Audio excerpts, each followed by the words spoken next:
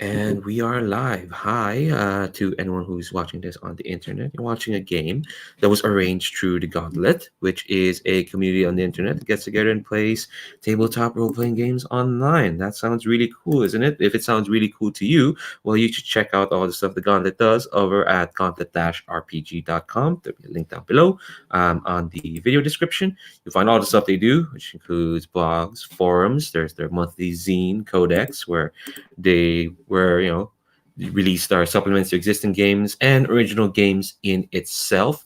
There's also the podcast network, which you'll find more than five, guarantee more than five podcasts. That's a weird. Sorry.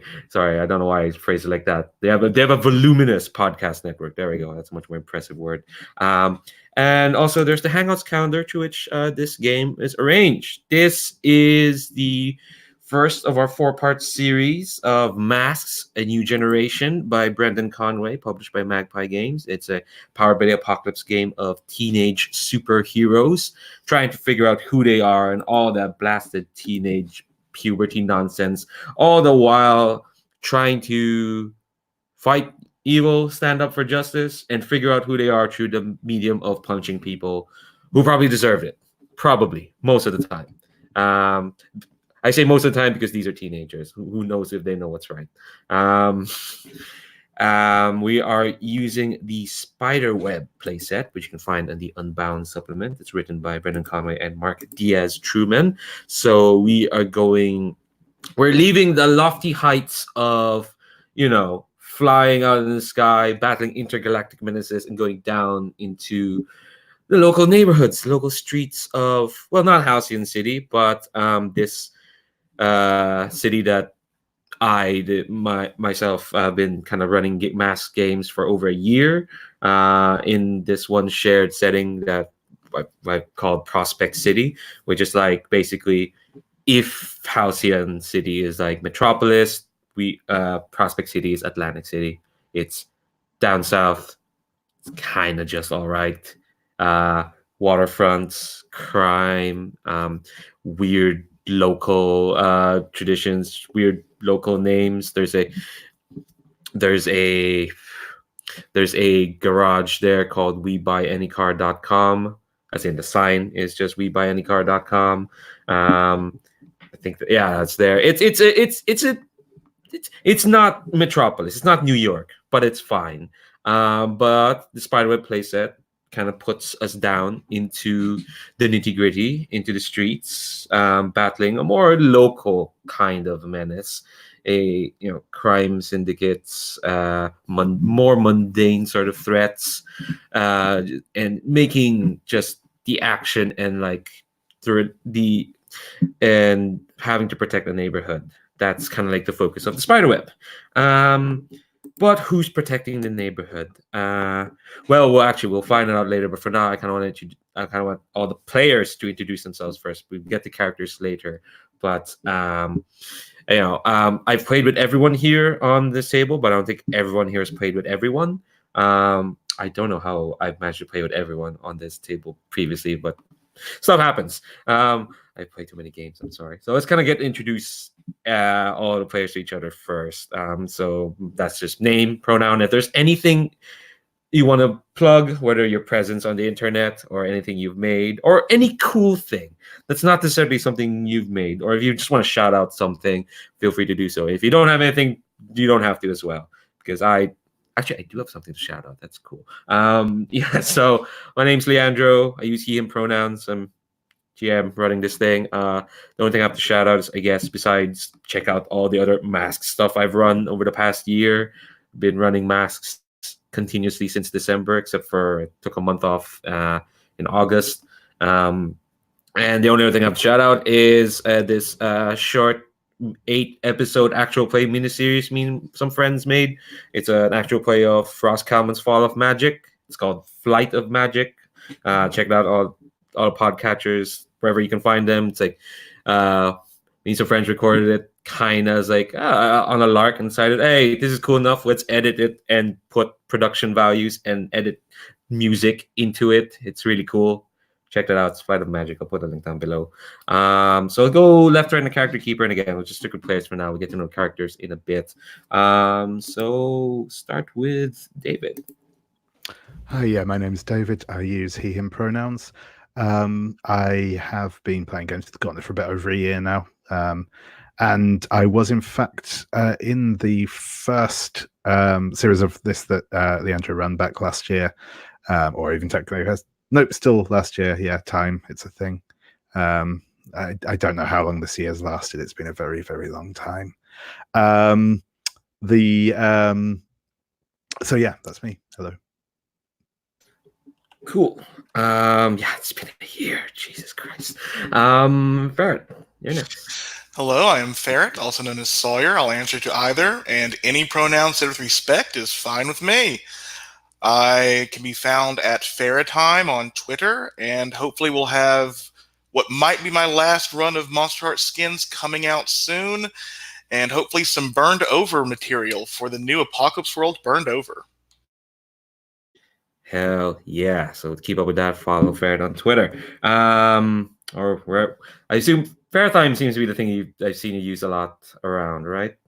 I am the head of Ferretime Games. Ferretime means realm of ferrets, and a group of ferrets is called a business. That's amazing. I'll put a link down below to all anything y'all plug. If there's a link to have, but definitely if folks want to check that out, there'll be a link down below. Up next, Steve. So that's my fun fact for the day. I did not know a group of ferrets was called a business. So any business could be a group of ferrets. Is that right? That is the secret to most businesses. That's why they're considered individuals. Again, that's my fun fact for the day. So I'm Steve. He, him pronouns. I've been playing with the Gauntlet now for, I just looked, actually 2.5 years. So a little while, but haven't played a lot of masks. I think this will only be my second game. I think the last game I played was with Lowell like 2 years ago or something. So I've been looking forward to this for a while. Hell yeah. Well, I hope I can. Well, I can hope I live up to Lowell standards at least. There's some high standards indeed. And last but not least, Tony, if you'd like to introduce yourself. Yeah, my name's Tony. I use he, him pronouns. I love Powered by the Apocalypse. I've played a lot of different Powered by the Apocalypse games, but this will actually be my first time playing Masks. So I'm very excited. I've heard other people play it. I've looked at I've actually always tried to find some way to play it, but this has been the first time. So I'm very excited to be able to play for the first time with all of you. Oh, thank you very much. Hope you have fun in the next month or so. The next month. I mean, or they say or so. I don't know why I said or. I keep putting or. Okay, all right. I've had a full mug of coffee. Sorry.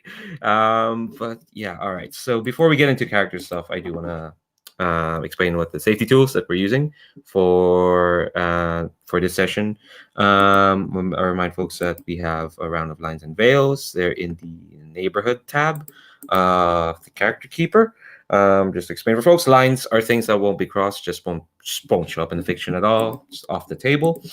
Veils are things that can happen in fiction, but we're not going to concentrate on them. Like if it happens either off screen or they get a sentence or two, or we'll just fast forward over it. Like we don't need to like linger on it. Like, it can still happen, but it's not something we'll focus the lens on, so to speak. We're also using the A.E.G.I.S card for this session, which basically does mean if we do roll into a scene where folks feel uncomfortable for any reason, and any reason is fine. In fact, you don't even have to explain what the reason is, and it could be anything like a name or the tone of a scene or anything a bit more granular than that. You can say you want to X that either on the chat, point in the right direction, yes, on the chat or on the video if you want to make the X symbol. I know the StreamYard screen is a bit small, so just make the X symbol like that.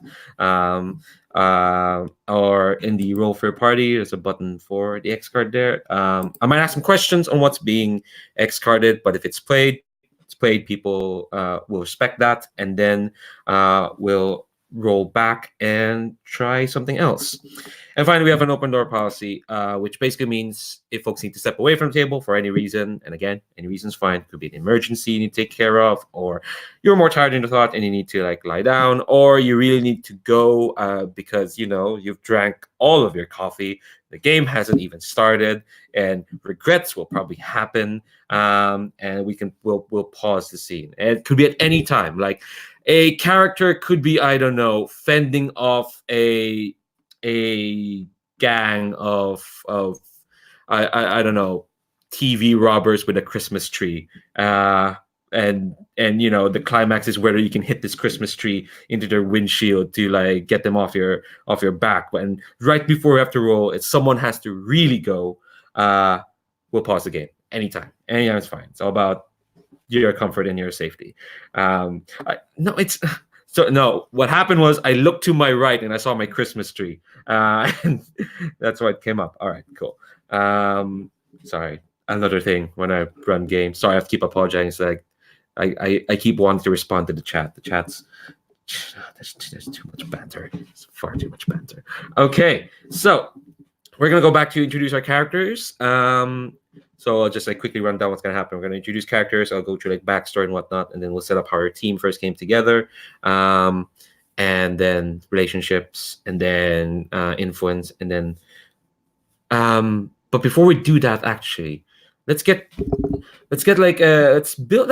start with the neighborhood that we're all gonna be starting in, because that seems like because the thing with the spider web is you're here to primarily to protect this one slice of the city where you live and work, and just kind of hang out, do what teenagers do.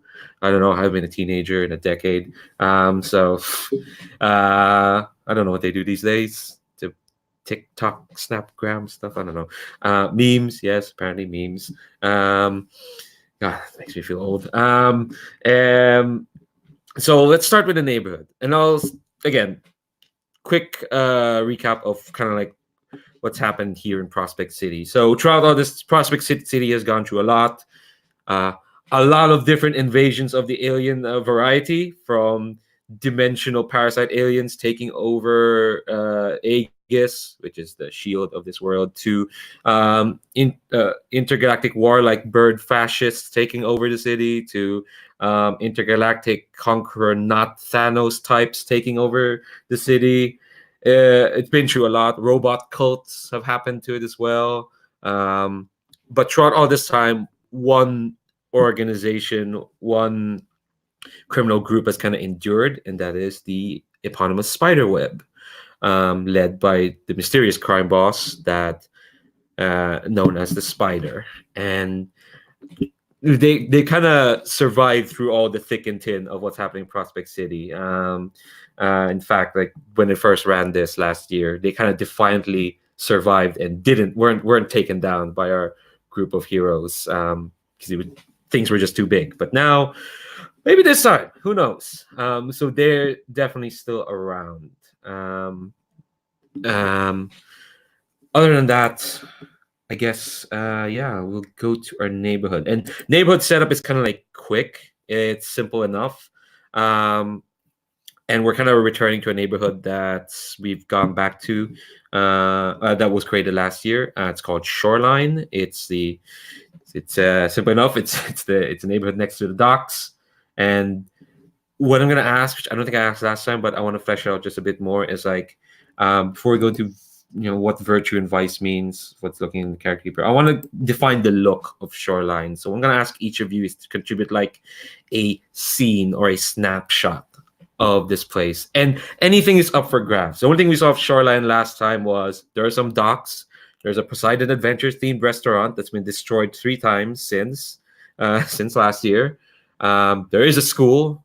I forget what we named that school, but I feel like we should know because that was one of our characters' debut. They made their superhero debut in that school. And I feel like I should remember the name of that school. Well, it's been a year. It has been a year, as David said. So we can name it something else. I'll probably look back at the VOD and like, oh yeah, that's the name of that school. Which probably just Prospect City High or something like that. other than that, yeah, that's kind of like that's the only thing we know of Shoreline. So I've got to ask each vote for like a snapshot of I don't know, like a diner or a park, or just what's happening in the streets, or what's the tenor of like the community, just so like we can have like a fuller picture of what exactly we're living in or protecting. Words are getting away from me tonight. And if folks have an idea, feel free to jump in.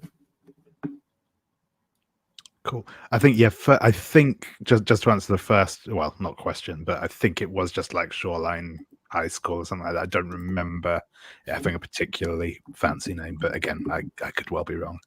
But yeah, in terms of the look, I'm kind of imagining for all the, I said this is no New York as such. I do imagine those like old brick tenement buildings with like the metal fire escapes and maybe sort of shops and stuff down in the bottom level of them, making up a lot of the streets here, and those sort of courtyard things where you've got several different apartment buildings all backing onto each other.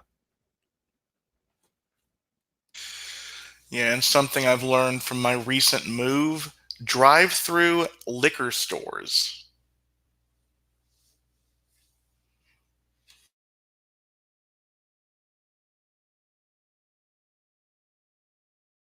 I have so many questions about what a drive-through liquor store.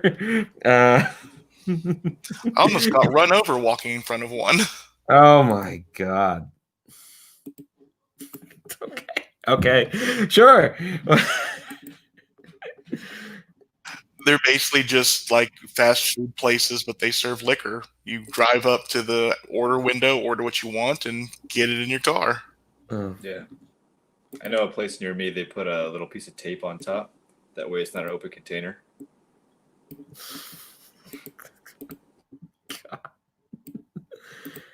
All right. Tony, go ahead. Go ahead, Fred. I also want to put in Melkor's enemy in the working world, Latte Owl, the local coffee shop. It stays open until 1 a.m., therefore for the night owls. All right. Although Melkor worked at a Starbucks, so we might. This is his enemy's business, because Starbucks is trying to take over Latte Owl. Ooh. Well, I'm definitely on the side of Latte Owl. They seem quite a lovely place. What about you, Tony? Do you have like a thing you want to add about Shoreline? So far we've got, so if I'm understanding this correctly, we've got some sort of visuals from David on how it kind of looks.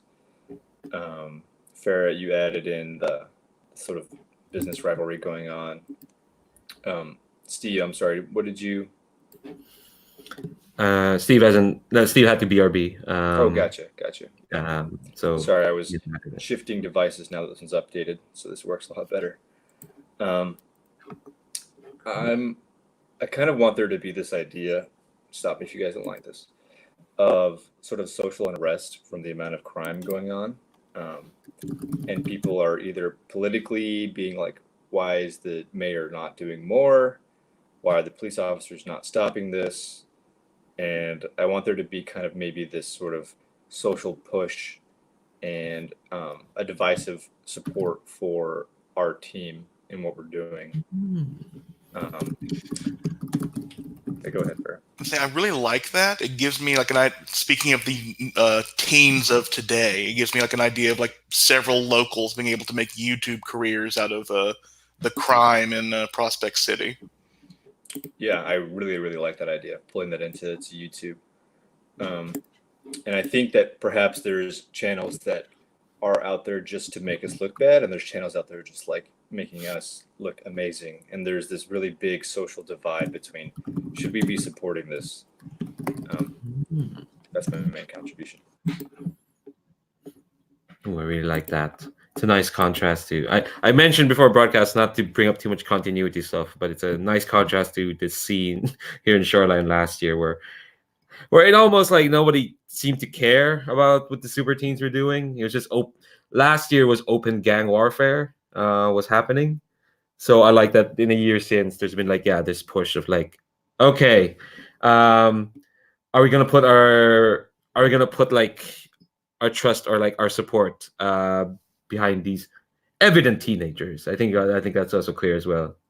But like, and there's also the other side of being like, well, look, they're that whole they're the ones doing something about this, as opposed to like people debating on whether they should do something about this.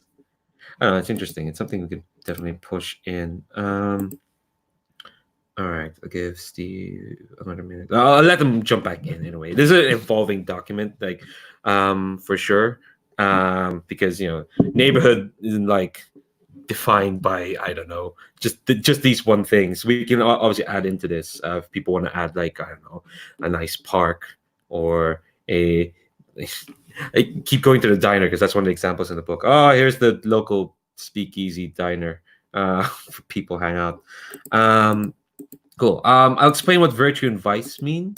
It's mostly flavoring. It kind of tells you like what's kind of like defining this neighborhood. And I know we made this neighborhood a year ago, but we can totally change it for now. So virtue is like the positive idea threatened by the machinations of gangs or vigilantes or whatnot. Oh, yeah, Steve, welcome back.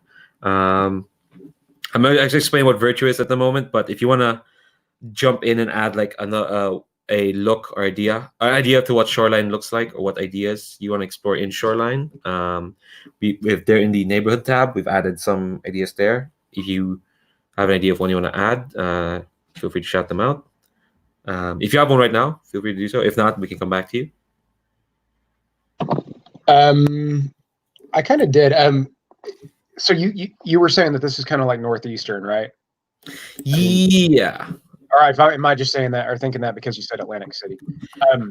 Yeah, I'll be honest. I have no idea where Atlantic City is. I just know the vibe of Atlantic City. If you would say northeastern, I'll believe you. Yeah, it's Jersey. Oh wow. Okay, I'm thinking. Yeah, so I think the wrong idea of where Atlantic City is then. Jersey gets across the idea that you're trying to get across, I think. Yeah. Okay. All right. Cool. Right? Wow. Yeah. It only took us. It only took a year. Wow. That's actually embarrassing. It only took a year to figure that out. Thanks, Steve. No worries. No worries. I've got family up there. The only thing I was going to add, and I thought of this is slightly selfish because I was saying, Wrath can only draw his sword out of living wood.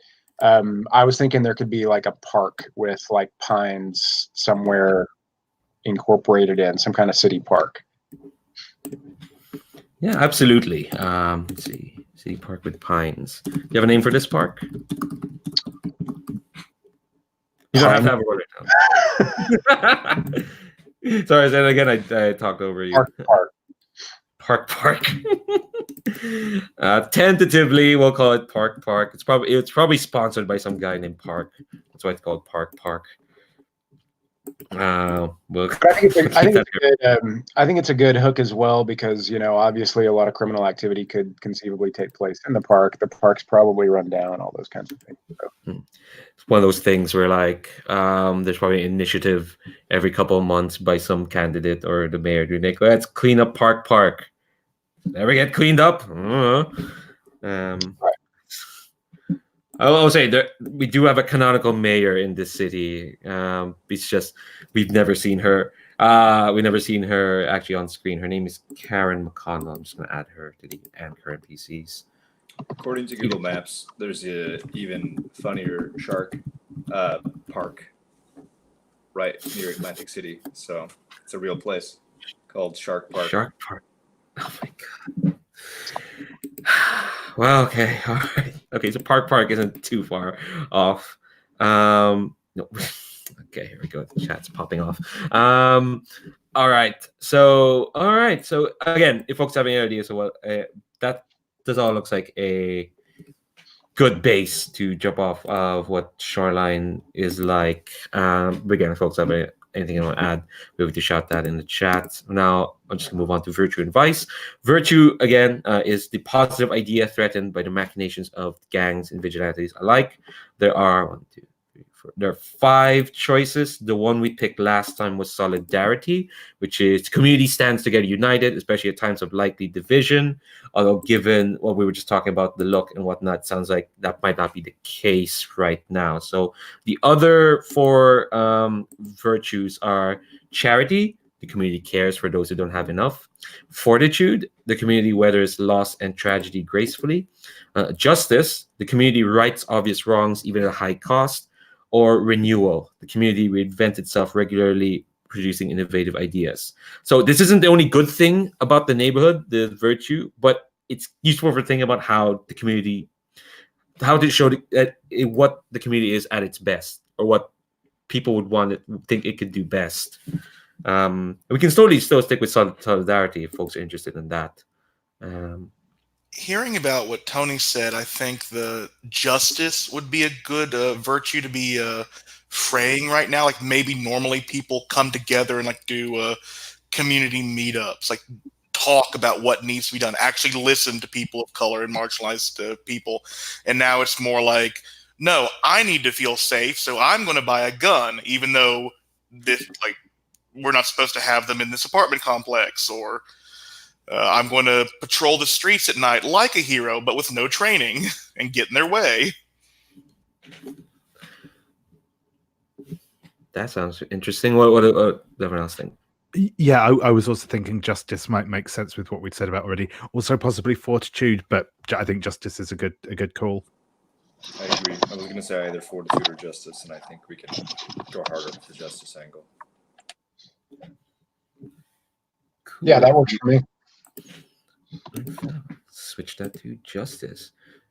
All right. And at the same time, communities also have a dark side. So that's the vice.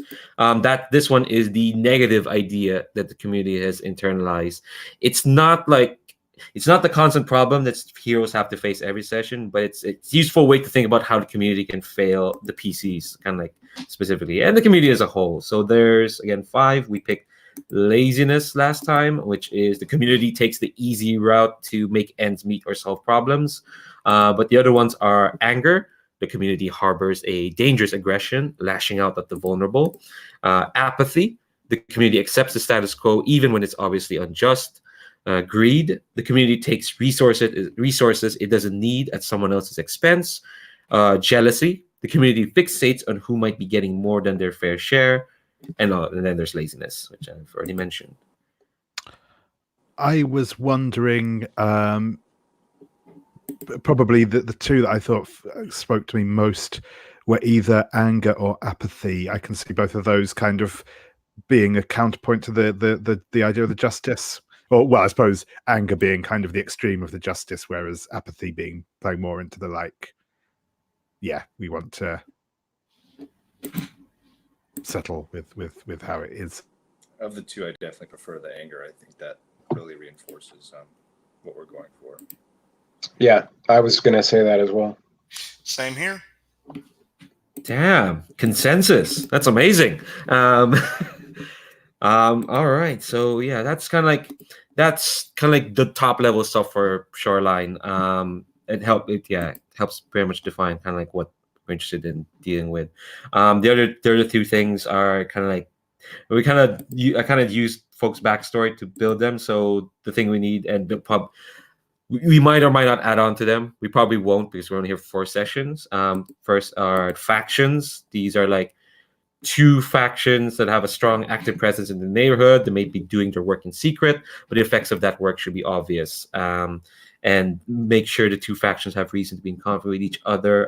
The spiderweb has to kind of come in because of one of the characters who, if anyone watching this, we haven't introduced them yet, but one of our characters, 2 of them actually, not all of them have at least some connection to the spiderweb.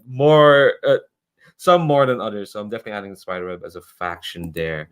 In the play set, it did recommend that I myself GM pick like a faction or a group from the list of. There's like a long write up on what the spiderweb playset does, but since we're kind of far away from that, I thought of we should like let it define. You players should like be able to define like what sort of factions or people are in play. So anyone have an idea of like what second faction besides yourselves? Because your team is gonna be caught up in the middle of all this. But if you have like an idea of like whether it's a rival gang or some more extreme vigilantes. Oh, go ahead, Tony. Is this a rival to the spider or to us or to both? Not at the start. It should be like someone who's in conflict with a spider. So the four of you will be caught up in between them. The community will be caught up between them, for sure. I mean, this is kind of cribbing a bit from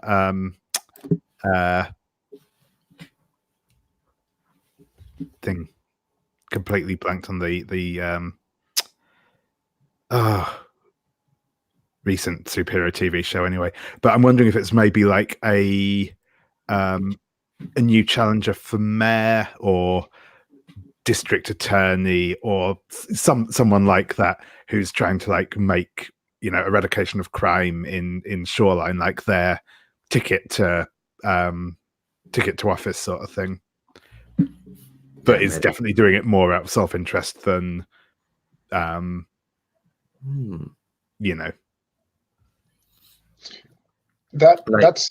That's kind of similar to what I was thinking, like or actually it would enhance what I was kind of thinking if there was that component of it to it where it's a new challenger kind of coming in, but if they brought in like a private security agency, like a Blackwater type militarized security agency that was trying to crack down. So the other faction is basically militarized police. Yeah, I really like that kind of idea. Something with the political elements trying to gain back control through just sheer force. Funny thing is actually this time last year, Shoreline was kind of being taken over by a private security firm who's working hand in hand with police. It would be I like the idea of it recurring, coming back, but this time it's the force of like this either like this district attorney, this politician, like kind of representing this is how you reform the system, but by doing it from the inside, because that totally works. And they're definitely like they're doing things the right way, quote unquote, unlike these super teens who are taking matters in their own hands. They're not part of the community, even though they totally are. We'll figure out a name we'll probably like just name the figurehead. This like whoever this politician is. If it wasn't, I did have I think we'll make a new NPC. I had an idea to bring in an old NPC, but I just forgot. No, they got beaten the fuck up last week. So they're out of the game. All right. So I'll just write down at the moment politician for now, and factions. That can be like a placeholder. Folks have an idea of like I'll probably think of something in the meantime. The last thing we should do, I think it's pretty much done because again, I just cribbing from backstory, are anchor NPCs. They kind of like these are NPCs that are largely friendly to the PCs, and they kind of like people who want to see the neighborhood thrive and flourish. So I'll probably got to delete the mayor there actually, because I don't think she wants to do that. She's corrupt for sure, but I'll probably put her in the actual NPCs tab. But anchor NPCs specifically are like folks who they're friendly to the PCs. They want to offer guidance and opportunities. They're there to like help them. And the neighborhood doesn't revolve around them, but they're there to make sure the neighborhood flourishes. So I've added the names of some folks and from backstory. But go ahead, Tony. Well, I was just gonna say, are these kind of like sort of like grounding type characters that you see them like in the deli, you see them at the coffee shop? Like, are these supposed to be like people who represent the neighborhood itself and like their views? Yeah, actually, yes, it would be like that. So I put in Steve's protege's mentor, but they don't seem the type to be like, oh, we represent the neighborhood. They're their own person. So I might take them out. But yeah, that's exactly what anchor NPCs kind of mean. Just to catch up there, Ferret. Yeah, anchor NPCs are folks who kind of like represent the themes, yeah, of the neighborhood and the interactions, the settings. They're friendly to the PCs. They they they're there to provide guidance and opportunities and whatnot. Yeah, I kind of like the idea of this homeless man who he sells random things out of his shopping cart, and he sells like books. He sells like newspapers that no one wants to buy, and he's just always telling people what he thinks about should happen politically. It's kind of maybe kind of like a meta character if this was like a comic or something, but I think kind of he's. okay. Oh, go ahead. No, you go ahead. No, go ahead. Go ahead. I was going to say I think he's firmly on the side of some kind of vigilante force happening, and maybe we can decide whether he likes the idea of like the teen heroes working with the state or not. I'm not sure what his opinion is on that, but we can find out. We can play to find out. Yeah. Cool. Are people down with that idea? All right. So yeah, if you have a name for them, feel free to put them in. The other NPCs there are, let's see, we have our local librarian. She seems cool.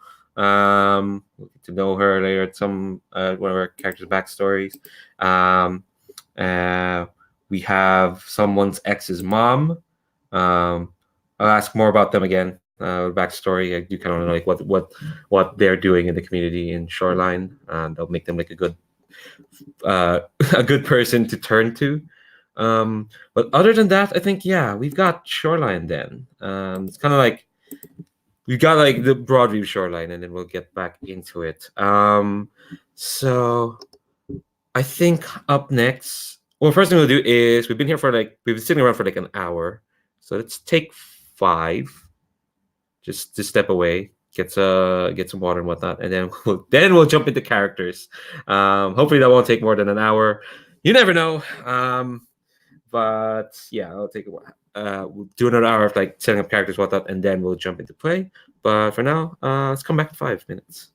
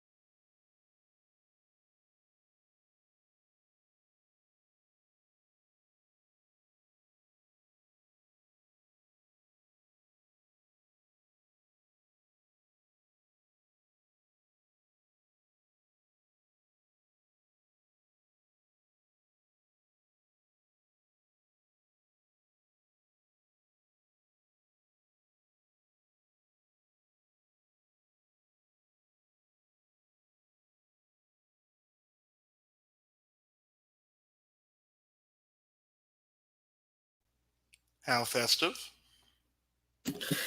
'Tis the season. Just feels more right, and I'm just sitting in this room full of all this Christmas clutter.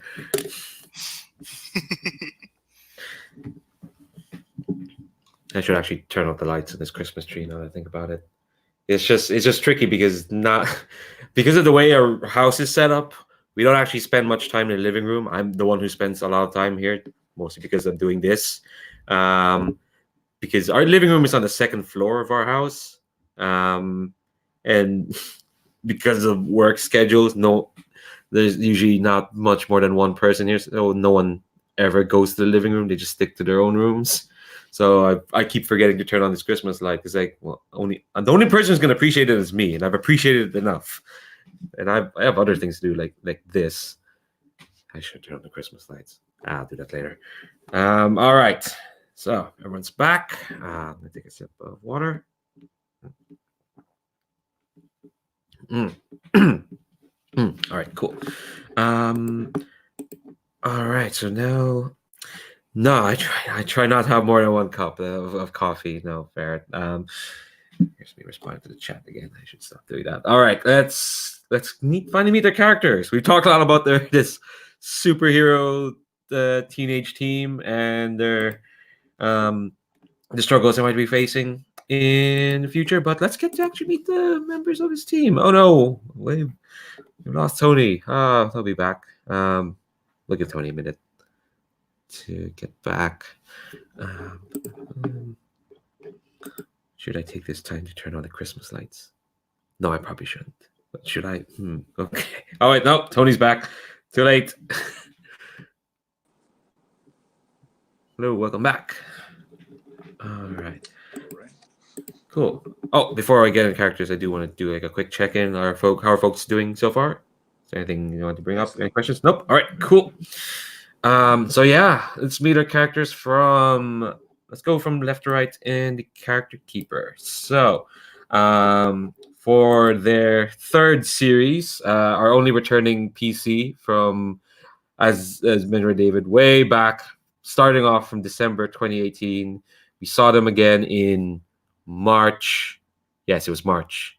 And then again in June. And now back here in December again.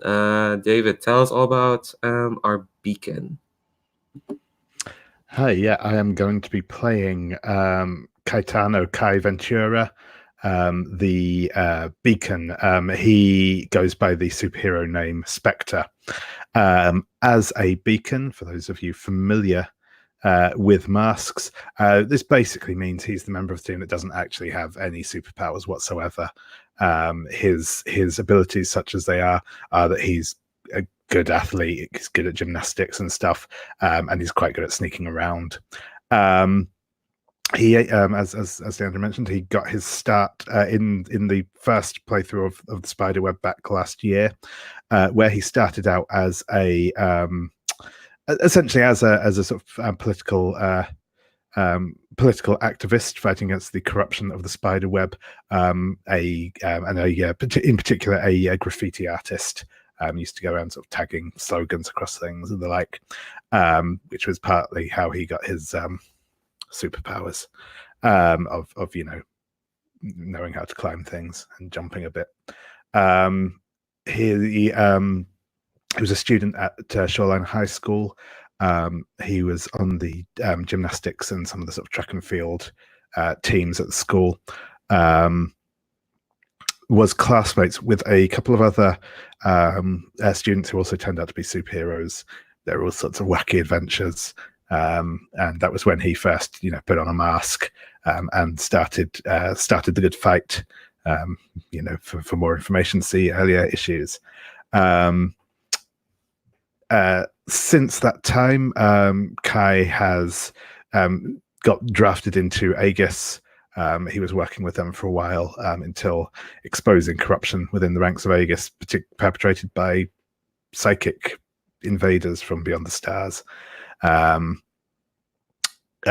In doing so, he discovered a startling fact about the spider, namely that it was his mother, and he's now sort of sworn to bring her reign of terror to an end.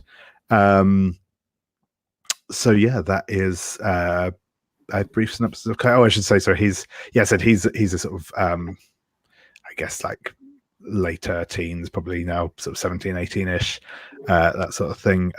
He is he's mixed race. His dad is Brazilian. His mum's black, and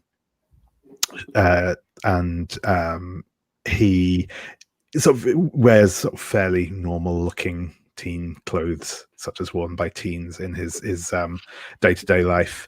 Though doesn't really have much of a day-to-day life at the minute, it has to be said. His superhero costume started out very simply as a sort of like essentially just a hockey mask, with a bit of that kind of Scream mask look to it, and a hoodie. Essentially, that was what he had as his costume. Since then, he actually has something that halfway resembles a superhero costume now, though it's probably a bit battered because he's not worked for A.E.G.I.S for a little while now, so he doesn't really have the facility to replace it. But yeah, it's kind of your standard kind of dark coloured spandex stuff with a bit of protection on it. A slightly more elegant looking face covering mask, and a sort of cowl to go over it. It's all designed so that it can quite easily be worn underneath casual clothes, because as I mentioned, his main talent that he does have is sneaking about, hiding himself in places. So he tends to wear stuff that's a bit more unobtrusive. Cool. Spectre has been through a lot. A lot. One thing, well, I'm not gonna answer for any of those other superhero teens who aren't here anymore. Let's just say like the crew that Spectre worked with a year ago, they aren't here. They've been run out of town for various reasons, mostly because of the spider. So that's another thing to lay at your mom's feet. We're gonna go through the backstory questions, then have some further questions, and then we'll move on to the next character. So I know you explained kind of some of these, but formally, I like going through the backstory stuff anyway. So yeah, how did you gain your skills? So yeah, as I say, he's pretty good at athletics, and he was, as I said, he was a school athlete essentially. So did both gymnastics and some track and field. He's a lifelong Shoreline resident, so he knew the streets well. And that's essentially how he did his first superheroing, was just the fact that he is quick, nimble, and able to sort of slip into places unnoticed. Yeah. Cool. So when did you first put on your costume? Yeah, so the first time he put on his costume was when one of his classmates, the hero Saguaro, was being kidnapped by the private security firm in the employ of the Spider. He donned a crude mask and pulled up his hood on his hoodie, and leapt out, slid down the school flagpole to try and stop them from dragging her away in a van. I think it ended up more with Saguaro, rescuing him than vice versa, but details. Yeah. For more info on that, folks should check out Masks Caught on the Spiderweb episode 3, or not, because that was my third time ever running Masks. So I don't know if you want. I want people to see that, but people should, because they were great. And Saguaro is great. For those who don't know, Stentor Danielson played this bull character who's basically like, she was a disabled character whose wheelchair was like cactus themed and souped up to the max, and she was a bull. It was amazing. She had a very tempestuous relationship with. Okay, all right, just check all that out stuff later. So who outside the team thinks you shouldn't be a superhero then? So I've picked a new one for this because previously this was always my parents, and their opinions on matters don't really seem that relevant now. But yes, so I think the current person who doesn't think I should be a superhero is Colton Coldwater, a current affairs pundit and host of Cold Hard Facts, local TV show. I think he hates vigilantes, teens, and teen vigilantes. I love it. I thought that for some reason I thought I thought he was hosting a podcast and on a TV show. It's like, oh, okay, all right. Oh, it could be a podcast, but whatever works. He Whatever probably works. has both. He has like a TV show and he has like a Cold Hard Facts unplugged, unrated or uncensored or something like that. Or he might not be hip enough to have a podcast. I don't know. I already don't like him. So why do you try to be a hero? Basically, yeah, the neighborhood was going to hell at the hands of the spider. And I've realized that isn't going to stop until the spider is brought down once and for all. All right, you've been working hard on that. I have some questions on how that's going on, but let's finish these backstory stuff. Why do you care about the team? So I think he realizes that he can't do this alone. He sees the team as sort of useful for that, and he needs them. He needs their support if he's going to make this work. But at the same time, he doesn't want to see anyone else get hurt because of the spider. So it's that kind of, he wants to kind of get people involved, but is also a bit leery about getting them too involved because, angst. All right. And there's a new question here in the Spiderweb playset. We're going to end with that. So, what has the spiderweb taken from you? I've put down here for this his home, his family, and his heart. Poor Spectre. So last time we saw Spectre, and again, he's the only returning character here. Last time we saw him, he helped uncover massive corruption within A.E.G.I.S and kind of inadvertently led to its disbanding in Prospect City. So good. Well, good job with that. And you got a personal apology from the director of A.E.G.I.S as well, which was amazing. But yeah, what has Spectre been up to since? Has he just basically just dropped out of everything else, or how is he like just living through life at the moment? Yeah, I think his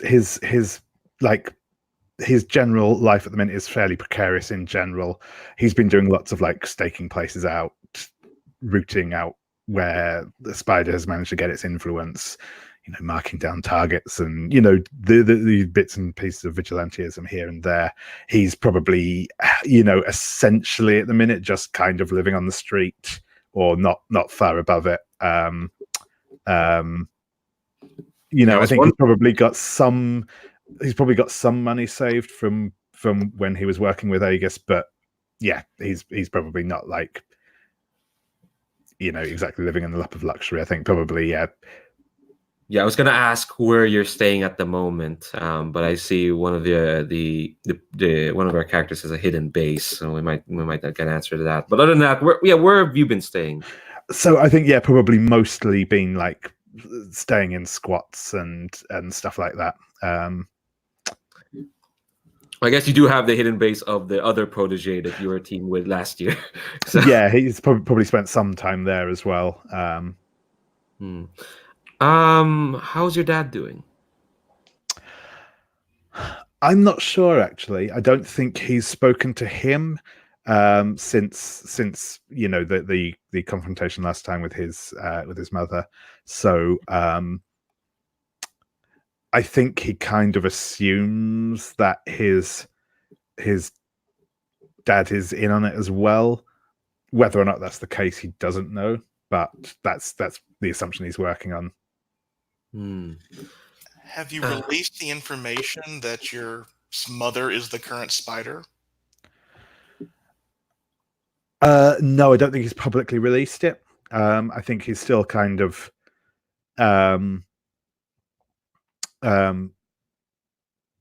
working on that and deciding sort of how to do it. I think, but I don't think he's made it public yet because I think mostly, to be honest, it's because he wants to take it down. He wants to take down the organization himself rather than call in other people to do it for him. And I think there's also a part of him he doesn't want like kind of the Punisher to just wade in and kill everyone. Essentially, he wants to though he has cut things off with his mother in a fairly dramatic way, he does obviously still cares for her. So yeah. Cool. I'm Yeah, kind any of questions? imagining, Go ahead, Tony. since Spectre has all this backstory, that he's kind of maybe one of the older ones among us. Would that be a correct assumption? I'm just kind of I'm imagining that kind of more established superhero. You have this history, maybe a little bit older than us. I don't know. Is that correct, or am I wrong? Yeah, I think a little. I mean, that said, he was in high school a year ago, essentially. So yeah, he's like might be like, yes, sort of 17, 18-ish thing. Not like much older than that, but yeah. No. Yeah. I was just kind of trying to picture in this group of us that, in my mind, I think he might be at least older than my character, but I think he just feels older because he has all this backstory. Because like he's had several adventures before, so it's not so much that he's physically wise. older, but yeah, he has history. Like probably in Shoreline, because meta wise, and probably also in the actual fictional history of Shoreline, he's probably like he's more established of a hero compared to the other three, and because comic folks fucking love playing with the meta of whoever's writing them. I think that's how we're gonna play it as well. So definitely Spectre feels the more established of everyone here, if that's okay with everyone else. Cool. Yes, anyone have more questions for Spectre? I don't think I have any more left. I'll take that silence as a no then. So we'll move on from Spectre. And we're gonna move to our reform. So Ferret, tell us about Iktomi. I am playing Hotamor, whose hero name is Iktomi. I put that in heavy quotes because Iktomi is a villainous trickster, much like Coyote. Only his tricks are like, I'll pull your rib cage open and squeeze your lungs until you can whistle. That's how I'll teach you how to whistle. The story I found most when looking him up is him being tricked by Rabbit, another trickster spirit, into hiding in a war drum that was taken to war, and he got dizzy by being beaten on it a lot. But Iktomi believes he has the closest connection to the spider out of all of us, because it is not common knowledge of who Spectre's mom is, because Iktomi worked for them for a long time, until about 6 months ago, to be exact. And Iktomi was a lieutenant. He thought he was much more valuable than probably he is in the organization, because, of course, that cult-like mentality of, you're special, you're correct, you're a super villain compared to a henchman. You're not a mook. You're not disposable. And he had been raised by the organization for most of his life. He can't remember his parents. Like, he has those 3-year-old memories of, if he can get this smell, he might think, that's mom. Or if he gets this certain song, that's what dad used to listen to. But it is long and far between. He grew up with a very dysfunctional supervillain family amongst the spider web, which taught him how, he can't tell you what Idaho's capital is, but he can launder money. He can't do calculus, but he can do his taxes. So there are things that he can do that aren't taught in school. But basically, he found out that the spider had bought him from his parents, to basically use the term lightly. He was purchased goods because of his meta power. And that kind of fucked that relationship over a lot. That he had broken up with his girlfriend at the time, so he was pretty fragile. Ooh, so you said meta power. Tell us about what Iktomi can do. Iktomi has psionic venom, a lot like Miles Morales. Only he has mastered 2 settings: stun and blow them the fuck off of me. And I'm sure there's a spectrum in between those two that you'll try to figure out in between. But for now, those two seem really good. Yeah. All right. So before I get the backstory, I want to ask about these friends in low places. For those who don't know, the Reform playbook has their extra mechanic is, ties to your past life aren't easily broken. So you have friends who you can either turn to for help, or they could demand stuff off you because of your obligations to them. Yeah. Oh, we have some questions in the chat. We'll get to those in a minute when we get deeper into backstory, because I also have some questions about that. But first, let's get to know, because they're going to be part of the backstory as well. Let's get to know your friends in low places. My ex-girlfriend is Desiccatia. She is like Rogue in that she can control her touch powers, but when she touches you, she has the option to drain some, most, or all of the liquids out of your body, leaving you a husk. Or just very badly dehydrated.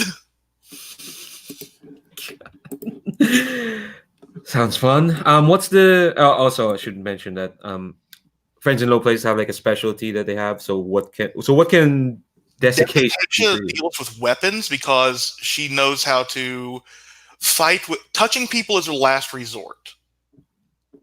So she prefers, stun guns, bolas, boomerangs, like long-range disabling techniques. Because she likes killing is only a last resort. While we're on the topic of her anyway, so why did you break up? Mainly it just wasn't working out in that nebulous teenage fashion. The other being that we got into this argument where she has a family life outside of the spider web. She gets to have a family. I didn't. I may have taken out my anger towards the spider on Desiccatia, which, not a good thing to do ever. No, oh God. We'll get to her family in a moment in the backstory questions. But for now, who are your other friends? The other one from the spiderweb is Auntie Maim, M-A-I-M.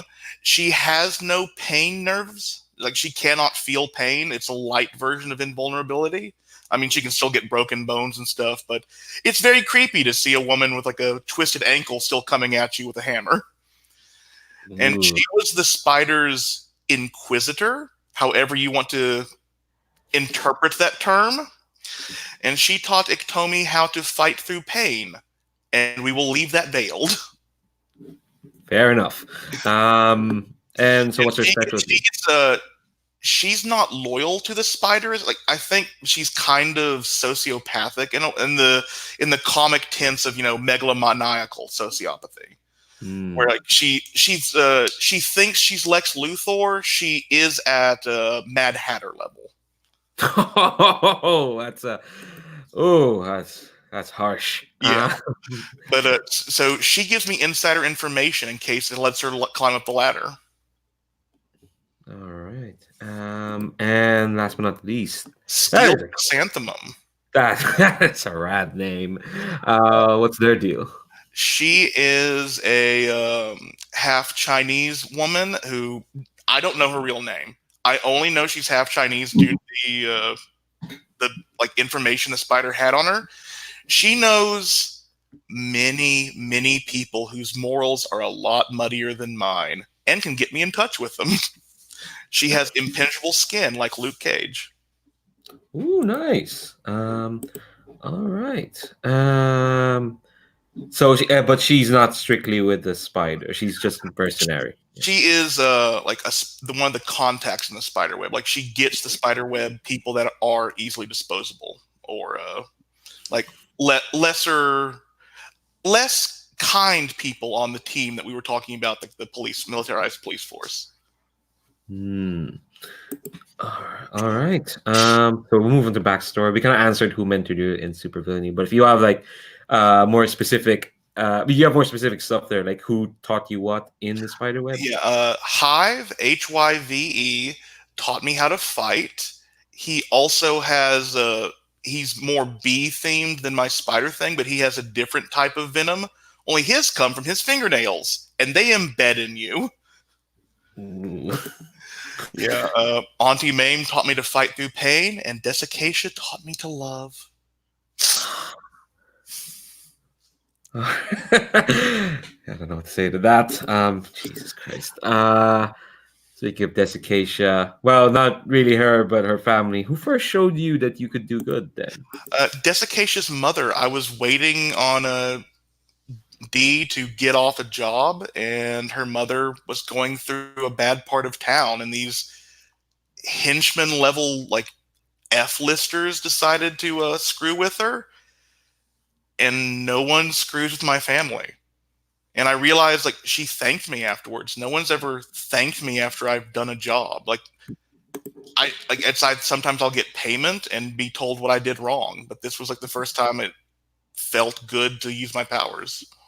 So we put her down as one of the anchor NPCs for this neighborhood. So I kind of get the feeling that like her word kind of carries a lot. She's who I've been living with. It's the question you asked Spectres. Like I've been staying with her since I got out of the spider web. Okay. So what's her relationship? Oh, go on, Tony. Sorry. Who you're staying with? I didn't hear the name. Kira Abdullah. She's Desiccacia's mother. Gotcha. Yeah. So what's her relationship with her daughter then? With the spider web? She does not know her daughter's a supervillain. She thinks her daughter is doing after school study. She didn't know I was a supervillain either. So she promised to keep my psionic touchy powers a secret after the villains. So she just know you had powers. Yeah, and she doesn't know her daughter has powers because her daughter's powers are under control. And it's a game. It's a game of hide and seek. Oh, God. Try to leave that Janus life behind, Ferret, but I just found you again. So what was your goal as a villain? I was a pawn. I can admit that now. But basically, break this guy's knees. Go and break the guy's knees. Or make him wish you had broken his knees. Or make this person disappear. You can either give them money and make them disappear, or I learned how to use my psionic venom in a more angry manner in one way or another. So we knew what caused you to switch sides, but we're just finding out how Spider recruits their special agents. But I do want to know, how did you exactly find that out? Auntie Mame. I talked to Auntie Mame after my breakup with Desiccatia, because as twisted and creepy as she is attractive. So she does know the ins and outs of some relationships. With the mask off, I mean, and the bloodless clothing. she cleans up well. Okay. And Auntie Mame decided to tell me the truth behind my parentage, and that I was bought for what she called a month's supply of party drugs. That could mean so much. And I think she showed me files of different kids who have different types of powers that are being recruited by the spider across the city or across the country, depending on how far-reaching we want to be. We can be quite far-reaching. At least that's what it seems to Iktomi. All right. Okay. So what do you care about the team then? They let me join, didn't they? I mean, it's bad standards, but they stand for something. Yeah, I hope when we meet the other two characters and figure out what kind of standards they have. You'd think Spectre would have high standards, given what they want you. Iktomi seems nice. Well, okay, seems it's a loaded word. So what has the spiderweb taken from you? My chance for any kind of normal life. I may have had powers, but I could have had parents too. Yeah, that's a spiderweb for you. All right, I think. The purchase, the fulfilling. It was the question Steve had. Mm-hmm. the way I see it, Iktomi's parents fell onto hard times. It may be true that they bought him for drugs. It may be that they were threatened that, you can either give us the child or none of you can survive. Like, I think this is like a nebulous thing that I'll give Leandro like as a free hard move against me to reveal the truth behind why I was sold or given away. You give me that, you get stuff like, oh, the spider is your mom, sort of business. So, Yeah. Yeah, so surprise me. okay, do my best. All right, so it sounds like a comprehensive picture on our reformed. Thanks very much, Fred. Up next, oh yeah, technically yes, David, you did get it off a success. It's more like the conversation at the time was, how melodramatic do we want this to be? Oh yeah, sure. Your mom's the spider. There we go. This is what happens when you. Okay, all right. We'll move on. We'll move on. I'm getting distracted again. So Steve, we come to you. Tell us about our protege. Yeah, so I think the defining thing for Carl really, Carl Magnus, who's going to go by the name Wraith. Oh, actually, I had a question for Iktomi. What's Iktomi's costume? Oh, Maybe I missed it. Oh, he has gotten rid of his costume, as his costume was connected to the spider web. He wears his most broken and tattered street clothes to fights. Okay. Cool, thanks. Okay, so I think the defining feature of Carl Magnus is that he was an orphan. So he's bounced around from house to house through his entire young life. He's kind of like a mid-teen, 15, 16-year-old kid. He looks very kind of European, big, healthy guy, blonde hair, blue eyes, Germanic look to him. But yeah, he's bounced around from house to house. So I think he's got some anger at really both sides. He's got some anger at the establishment that's kind of bounced him around soullessly, but he's also got some anger at the criminal element that's operating, that's made the neighborhood difficult, and certainly that's kind of killed his social worker, who was the one person in the faceless establishment that was kind of trying to take care of him. So Carl Magnus is really characterized by just a lot of frustration and a lot of anger. It's not necessarily your like stereotypical teeny anger. He's mad because he hasn't had a home life, and he doesn't have really any connections to any people. So yeah, his. Tell us about your mentor. Your mentor, because that's the thing with the proteges. You're being trained by an established hero. So tell us about who took you in, what they can do.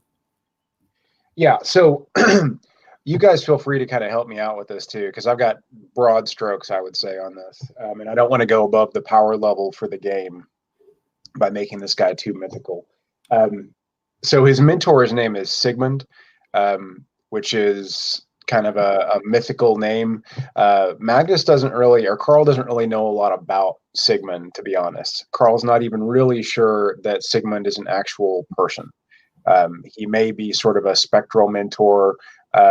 It's one of those deals, kind of like Sixth Sense, where Carl's not really seen him interact with anybody else. So he's not really sure if this guy is some kind of ghost, or if he's a person that just inherited that mantle the same kind of way he is, or if this is like a higher level superhero that is kind of going into retirement, or what. So he doesn't really know a whole lot about the guy. Sigmund himself is fatherly but detached. So he gives the impression of great antiquity, great age, great wisdom, but he's not necessarily the warm, fuzzy type. So you do have to pick what he embodies and what he denies. So Sigmund is kind of a hero of the people. He embodies the mundane. He's very kind of peasant first, people first oriented. He doesn't like killing. He doesn't particularly like violence. He sees violence as an absolute last resort. So they can both draw the sword Graham from living wood. But when Sigmund draws it, Sigmund also is able to create like this whole suit of armor to protect himself with. Whereas for Graham, or for Wrath, all Wrath pulls is the sword itself. For whatever reason, he pulls a two-hander version, so his sword is actually bigger than Sigmund, but he doesn't pull any armor. He doesn't create any armor along with it. And his costume when he fights crime is really just his street clothes. So like jeans, white t-shirt, leather jacket, but he wears like a Viking-styled helmet to conceal his identity on top of what is otherwise like his modern gear. I think the sword too. I was thinking about this. I don't want this sword to be like, unless you guys think it would be appropriate, I don't want him like hacking limbs off left and right, which is why I opted for it to be like a spectral sword. So like when he slashes someone with it, I think it makes more sense for them to like go unconscious, kind of like Psylocke's blade when she like nukes someone in the head, rather than just, you know, Wolverining his way through mooks left and right and traumatizing everybody constantly and that kind of thing. So that's the rationale behind the spectral sword as opposed to Sounds really cool. Yeah, so that's kind of where I'm at background wise.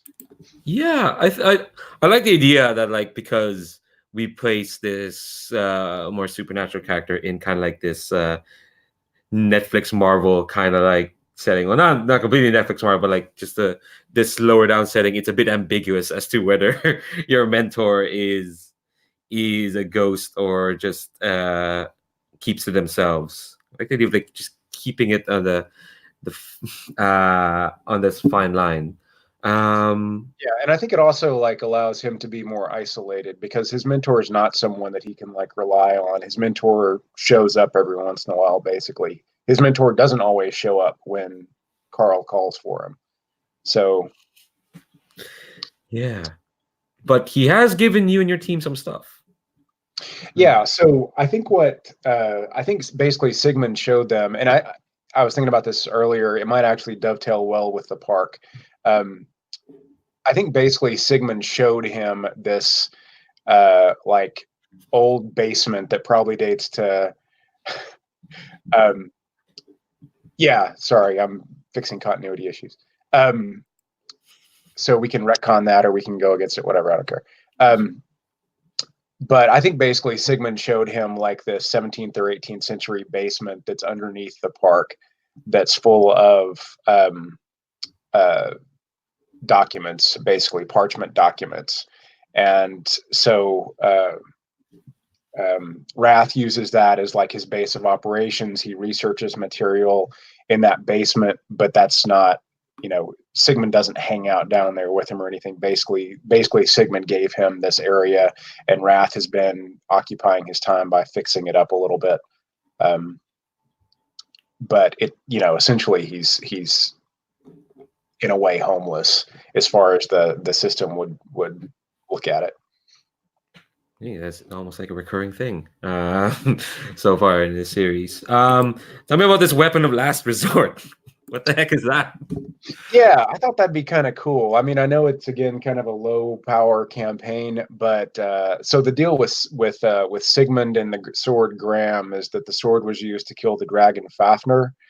But I think it's kind of worth playing with the mythology a little bit because the sword was broken. There's like a whole thing about it, but the sword was broken first. And I think it'd be kind of cool to say that although the legends recount Sigmund as having killed the dragon Fafnir, in fact, Sigmund showed mercy, which is what Sigmund does, and let Fafnir live in return for a set number of favors. So I think the welder, the sword Graham has, you know, maybe there's one or two favors left from Fafnir the dragon, who's supposedly sleeping somewhere in Iceland. Oh my god. And I'm sure, like, probably other folks here have theorized that, oh, it's just, some low level magic sort of bomb or something. It's not actually a dragon's favor, is it? Although we did see dragons last month. But I love that. I love the idea. It sounds foreboding, honestly, that this weapon last resort is like a favor from a dragon. Like, I know we're meant to keep it low level and whatnot, but sometimes ideas are just cool enough. And I think it fits kind of like this. It kind of fits the tone. It's almost like if things are so dire. Oh, go ahead. Even in the mythologies, Fafnir the dragon is actually a person, I think, that was shapeshifted into a dragon. So it doesn't necessarily mean that like a dragon's going to show up and breathe fire. That might be what Sigmund and what Wrath both think would happen. But, in fact, they might call the favor in and some guy might just show up and say, hey, I'm here. What do you need? So it doesn't necessarily mean that they get to dictate what happens. They just get to call the guy. Cool. All right, I'll keep that in mind. And lastly, last thing your mentor gave you is security systems. What are those? What do those entail? Like, what kind of security systems did he give you? Yeah, so I don't really know. Like, honestly, I think it's you guys can pitch in ideas on this. I think it would be kind of cool if obviously it's something to protect the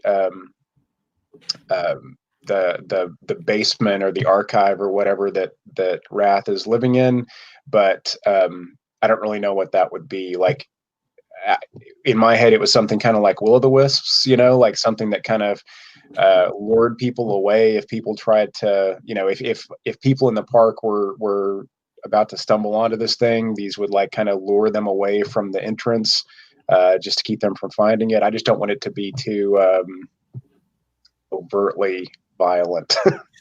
I was thinking, since this is kind of like Germanic tradition, maybe you have wards and geishas around, there's like a geisha where anyone can enter your actual sanctuary or hidden base if they're with a wielder of Garm, and the others be like you must leave out like a spoiled milk and rotten bread for the caretakers of this place for them to take you to the correct place. Otherwise, you enter the door, you're just in a closet. But if they take you through the door, you're in the hidden base. Okay. Yeah, that actually makes a lot of sense. That's very much kind of in line with what I was thinking. So, yeah, I think it'd be cool and fun if, like, basically the wards, the people that kind of the watchers or whatever that kind of like showed you into this base, if they were a little bit temperamental, if you had to give them an offering, and it wasn't always that systematic. It was kind of like, okay, I'm going to bring this and hopefully they'll like it this time. Sort of a deal, like if they had their own personalities rather than just being a mechanic. Yeah. Oh, that would be cool. All right. So that's kind of like the stuff your mentor gave you. Let's go through your backstory. So how did you actually first meet your mentor? How did Carl meet Sigmund? So I think Carl was actually at a foster home. He was at like his 10th in a long string of foster homes. They weren't paying attention to him. And I think it was one of those situations where like Sigmund showed up at the door, but there was nobody else really there. So Sigmund comes, knocks on the door, and, basically gives Carl this incredible pitch and says, you're the last one that can hold this, that can pull this sword forth. And Carl thought that he was insane, but went with him just because he was so absolutely sick of everything that he'd experienced up to that point. Makes sense. So I guess that also kind of like answers the second question, but I'll ask it anyway again. So when and why did you choose to train with them? Yeah, so he really just saw this as the best of a lot of poor options at the time. Although, since then he's begun to believe more and more in the viability of it. For Sigmund, the only real attraction for Sigmund is that Carl has the correct bloodline. I suspect Sigmund doesn't actually like Carl that much, or doesn't think that Carl will live up to the legacy that he's supposed to.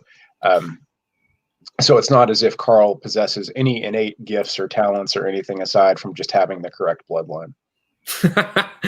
Yeah, I guess yeah, that also answers the next question. That's that's sad. So the one after that is who else outside of the team knows about your training?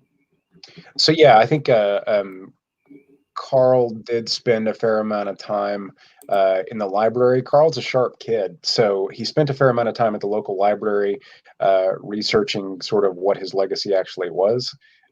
Also, uh, I think some of the documents that he's trying to read through aren't in English. So trying to figure out Old Norse has probably proven a challenge. So he's spent a lot of time in the library, which led what they call her, Mina St. Clair, to sort of put two and two together and realize that this kid, A, is homeless, but B, also, and lives in the park by himself. But B also is this new kid that started to like pull out a spectral sword and fight crime and whatnot. So Hmm. that's how he met her. Oh, okay. So like, so she's someone who's kind of supporting what you're doing. Like, what does she Yeah. think about you? What's that? What do you think she thinks about what you're doing, or what Carl's So doing? she looks at him as sort of she has kind of a motherly attitude toward him. I view her as being kind of in her late 20s, single, cat lady kind of person. So she doesn't have anyone really else in her life either, but she looks at him as someone that she needs to take care of. Like anyone that meets him, she sees him as having a lot of anger and is needing guidance. Cool. So why do you care about the team? Uh, so Carl's extremely isolated. He's not good with people. He's never really connected to any of the foster families that he's been with because he's been moved around so much. Sigmund is distant at best. Um, he has sort of a latent attraction to Mina St. Clair, but of course he doesn't have any guidance on that at all, so he doesn't really know what to do with it. But I think more than anything else, he wants other people. He wants to belong to something. So the team, although he tries to push people away all the time, the team gives him people to be close to and interact with. He's looking for a family, basically. Oh no, found family. God, that trope always gets to me. And the last question is finally, what has the spider web taken from you? So um, reading chats. Oh yeah. Just for yeah, just to push out to anyone be watching this. Yeah, Kai's mom, yeah, aforementioned spider, worked at the library. Imagine if like yeah, Amina probably knew her at the time. Yeah, Oh God. yeah. There we are. Ties everywhere. So I really don't think that Carl has probably the depth of connection to the spider web that some of the other characters will. So the spider did make his social worker disappear. His social worker was like one of the only people that really showed compassion toward him. But Carl doesn't actually know what happened to her. Carl just knows that she disappeared. Um, more than likely it was because in some way she ran afoul of the spider web's operations, because that's kind of what the spider or what social workers would have done, I think, in the situation. Um, but I think in Carl's view, this is just another indicator of how shitty the entire world is. So, it's not as if he's vowed vengeance on behalf of his social worker. He just sees that as bad. God. All right, so that's our protege. There's a lot of issues in that package.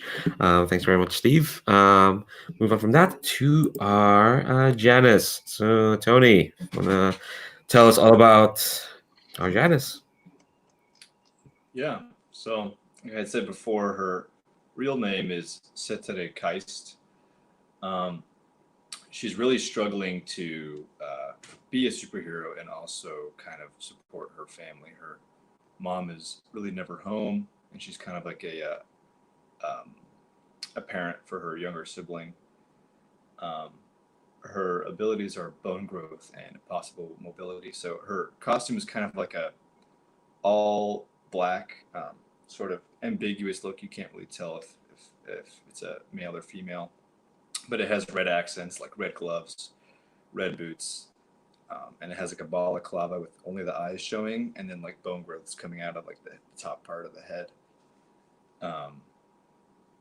And let's see what else. So let's see. She's a waitress, and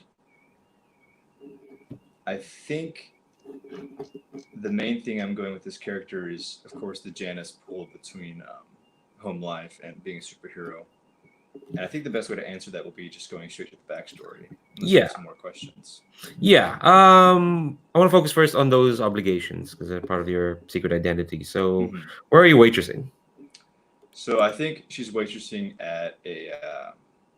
Did we say there was a diner? I want to pull that in. We didn't say there was a diner. We said there's a competing coffee franchise. No, let's keep it. Let's go with it. Waitress. Oh so, yeah. Let's say that it's a. Totally at a diner, sure. It is a kind of diner style place. Maybe one that believes itself to be more of a restaurant, but everyone treats it like a diner. Diner that wishes it was a restaurant. It wants to be upscale, but unfortunately, the clientele and people who go there aren't. And they stay way longer than normal restaurant patrons. Oh, that's sad. All right. Oh, an athletic team, and this is me who didn't do sports in high school. What is that exactly? What do you actually do in an athletic team?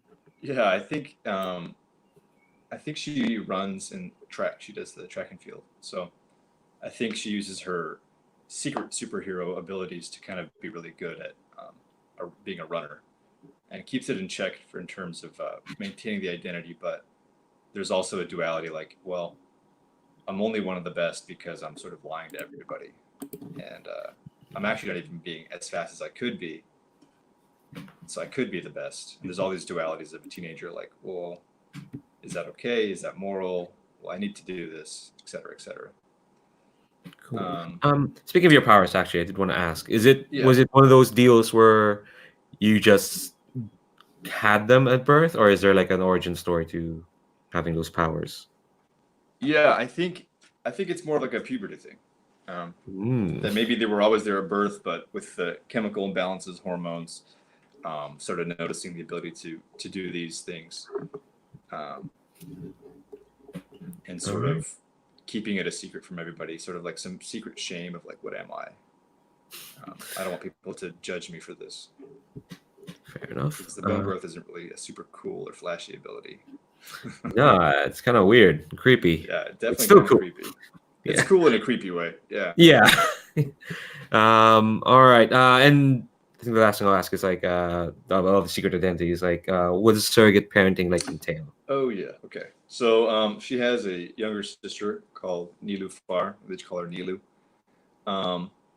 And I think a lot of it revolves around like when she's not at school and when she's not waitressing and when she's not being Sia, the superhero, she's having to take care of her younger sibling, help them with homework, take them back from school, pick them up at the bus, and just kind of being like the adult role model that this young child should have in their life that they don't have.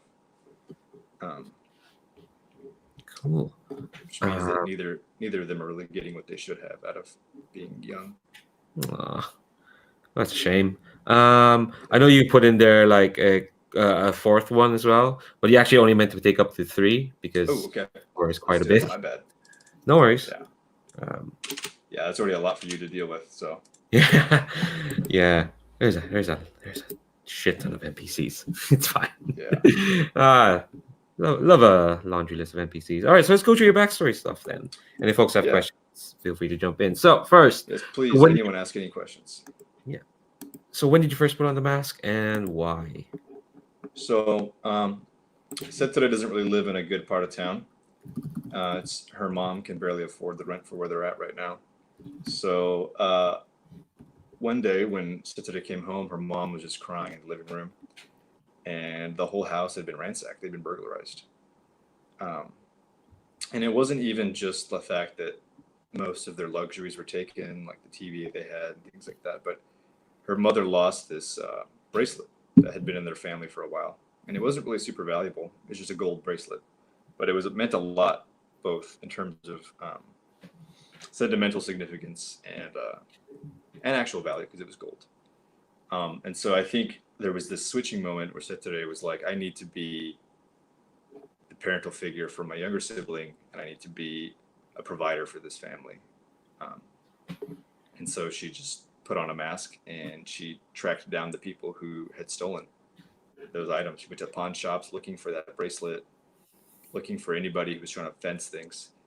And then she took the bracelet back and told her mother that she had found it in a pawn shop and bought it.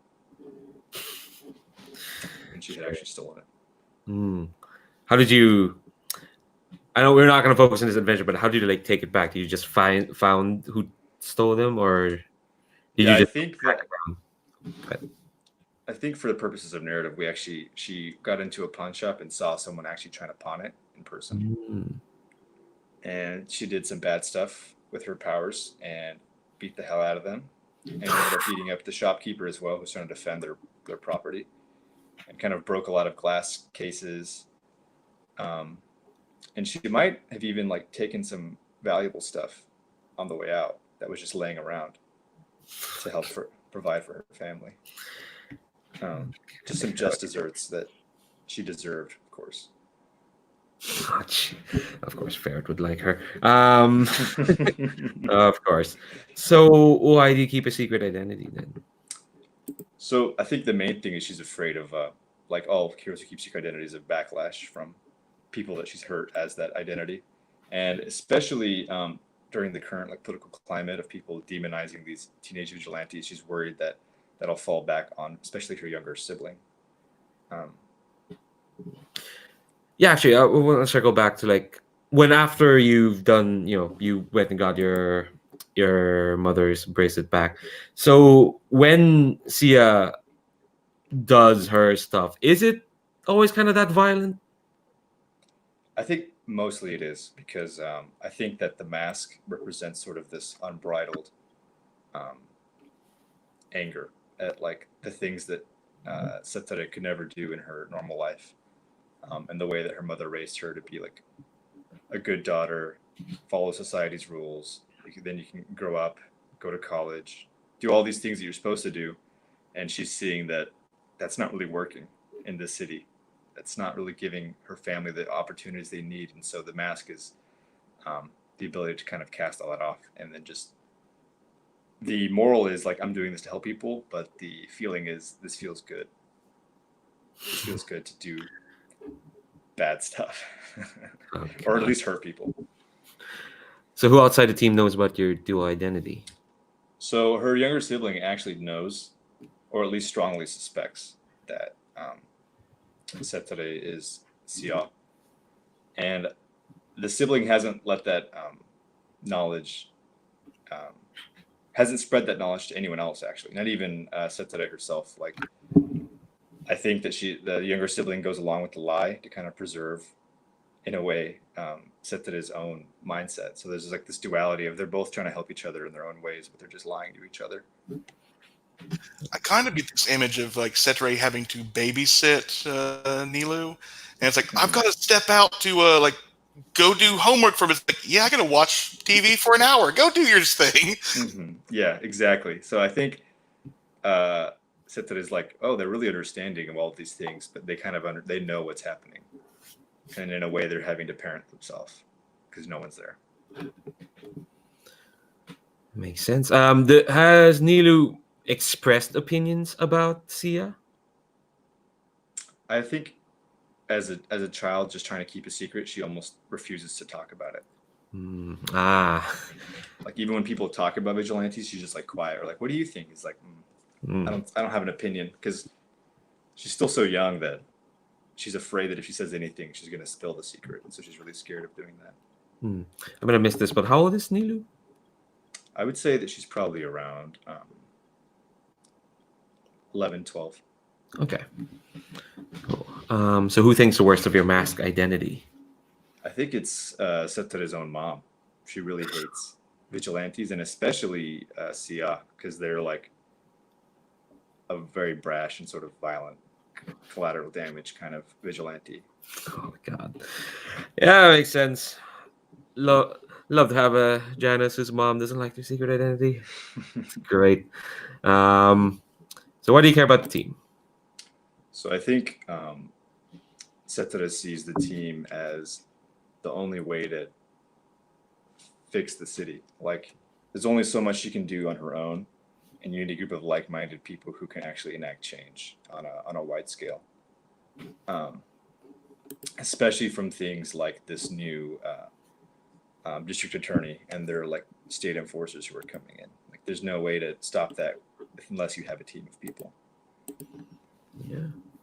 3 is company. Well, 4. You're 4, so it's not just 3. It's a party. Yeah. Last but not the least, what has the spiderweb taken from you?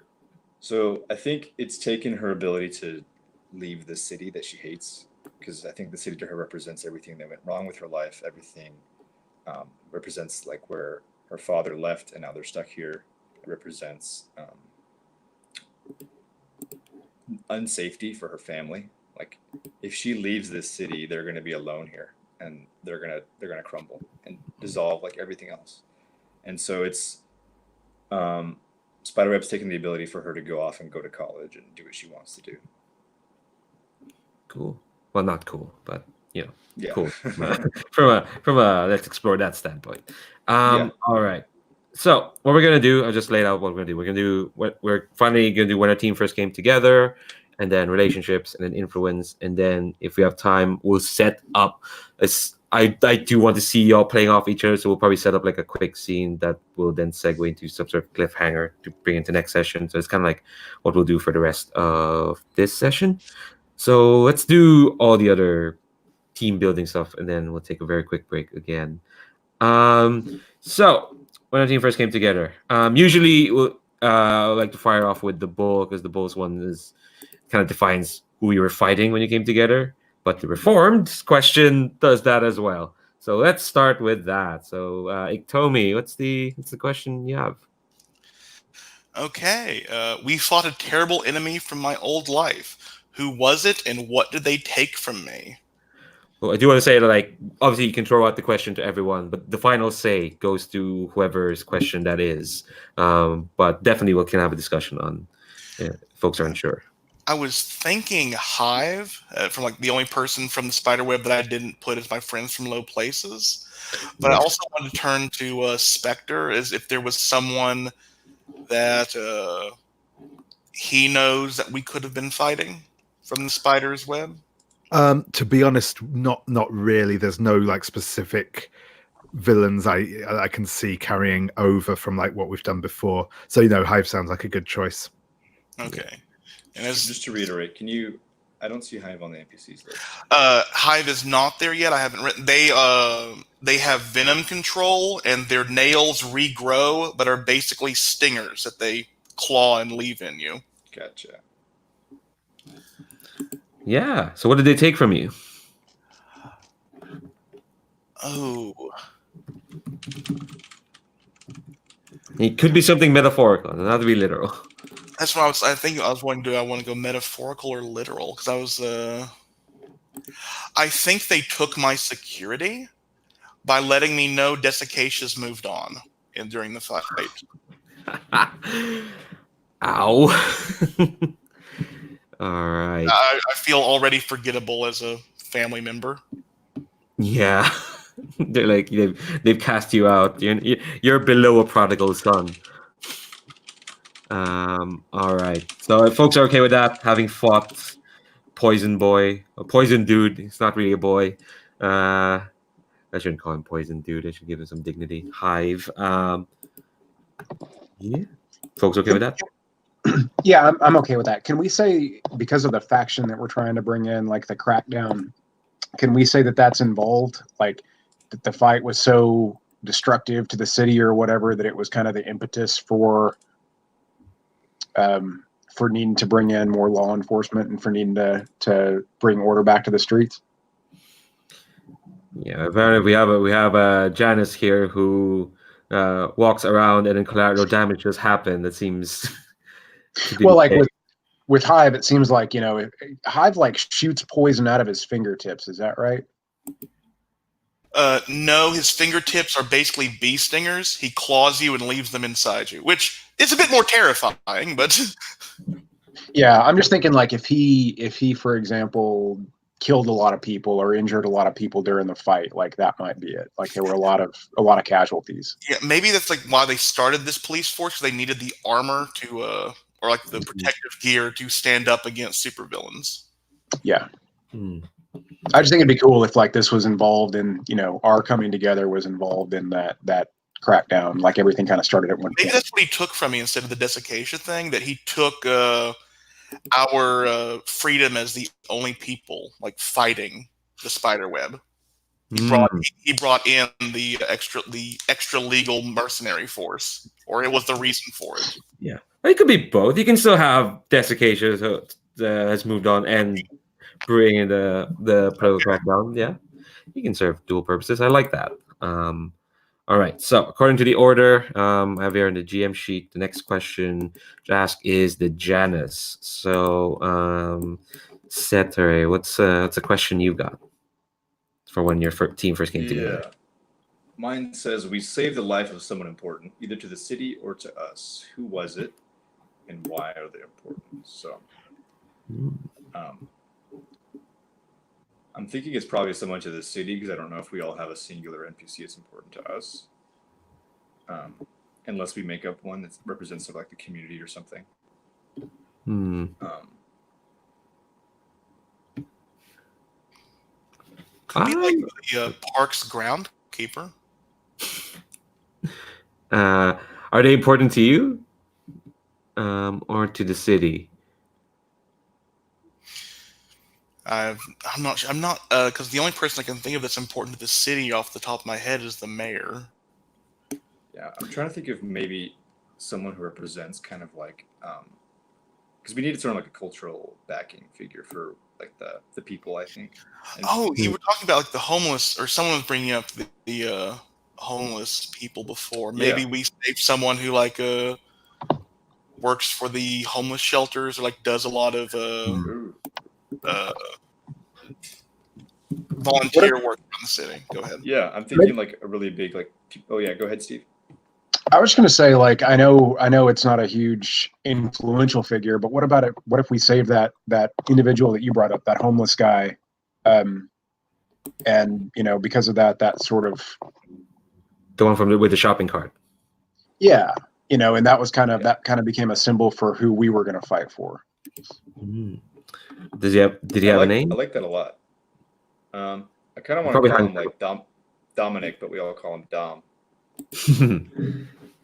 I mean, is everyone okay with that? I don't want to monopolize. So if everyone wants to go with like a bigger figure, that's fine. That's kind of the way that I wanted to. I think maybe that makes him a bigger figure in terms of the narrative. Like he's sort of like a symbol of the community in both the good and a bad way. Because like this homeless man represents our community. So what does it say about who like what our state is? But also like I think maybe he was being like harassed by this new like these new enforcers who were brought in by the district attorney. They wanted to clean up the street, so they were going to like kick him out. Well, the thing is, you're gonna be saving them while having fought Hive. So, from the way we've set it up, the new it has to all be at the same time. Yeah, this is all the one fight when the team first came together. I do think that's a good thing that we can incorporate in for later, though. If like he's getting harassed by, like that's a good idea. Yeah. Okay. Yeah. So I think he was just kind of. I think he's sort of reckless, and so he saw Hive there, and he was like, "Get out of this place! You don't belong here," because he's just sort of like a brash person, who has no regard for his own safety, but that's why we love him, because he's going to stand up for people, even though no one stands up for him. So I think the most important part is that everyone just kind of talks to him on their way to work, or if they're going to the store, maybe they give him a couple bucks, and he's just sort of like a community elder in a way. Cool. All right. If everyone's fine with that, we can put him in the. I'll put him as an anchor NPC as well. Dominic Dom. All right. Up next in sheet is nope. The Protege. What's your question then, Carl? Wraith. Okay. We stuck together after all was said and done. Why and how did we keep in contact? I guess this is more of a general, instead of like a specific person, this is more like just general, yeah, why did you all stuck together?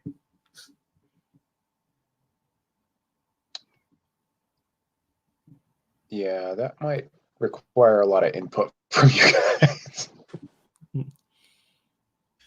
I'm imagining that we saw like the effectiveness, of course, of just like working together, and like how perhaps Hive would have gotten away with one hurting Dom, two whatever their plan was, and against the community. And I think that when that idea of like the state enforcers coming in to do this for us came about, maybe there was some consensus like, no, we need to stop them from doing that and prove that we're capable of fulfilling that role.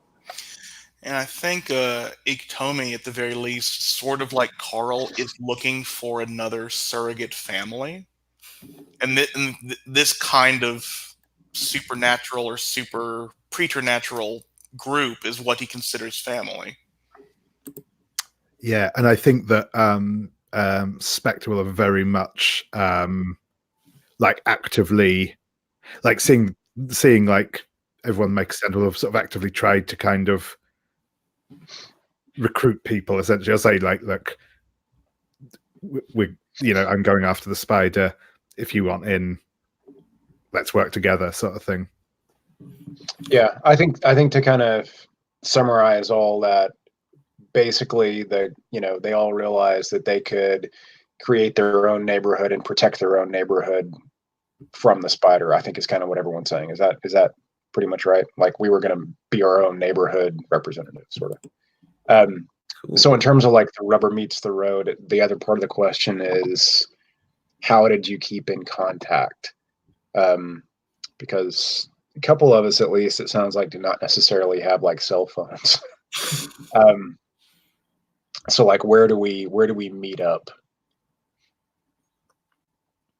Is it just at your hidden base, or?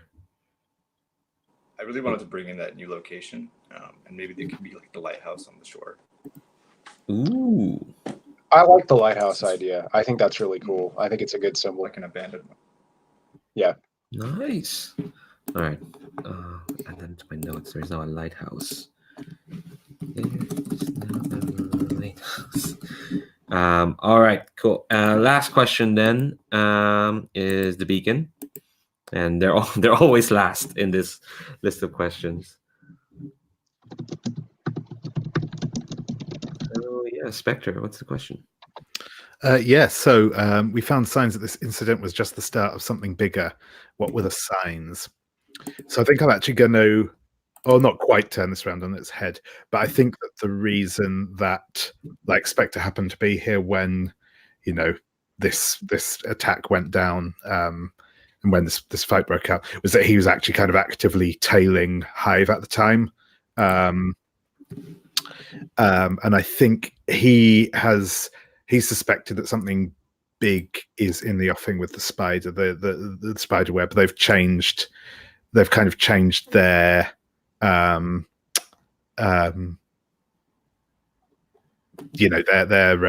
MO and stuff a bit recently, and I think that the fact that Hive was so willing to kind of use like overt superpowered violence just like out in the street is a sign that the spiderweb is shifting in how it operates, whereas before they've been fairly kind of behind the scenes isn't quite the right term, but they've operated through a lot of cutouts and that sort of thing. It looks like now they're stepping up. They're going to be a bit more overt.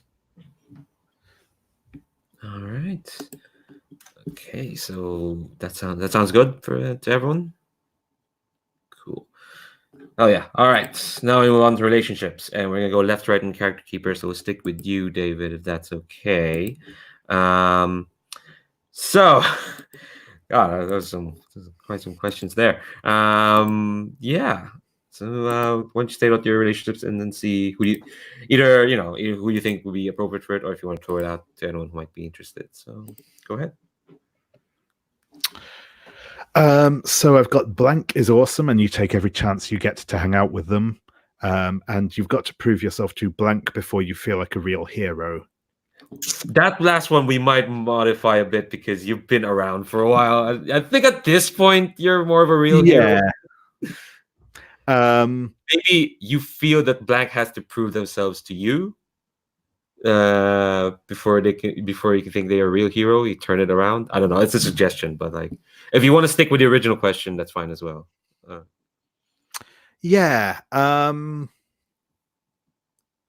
I think I've actually, to be honest, probably I'm going to like tweak both of mine very slightly. I think keeping in the same. I think that what I'm going to say is that and again, if this is cool with people, I think that Wrath is awesome, and I like to hang out with them. I think this is probably again also considering kind of the tenor we've set for people so far. I think this is less. I think they're awesome and take every chance I get to hang out with them, and more they kind of seem like they need a friend, and also they have like somewhere to hang out.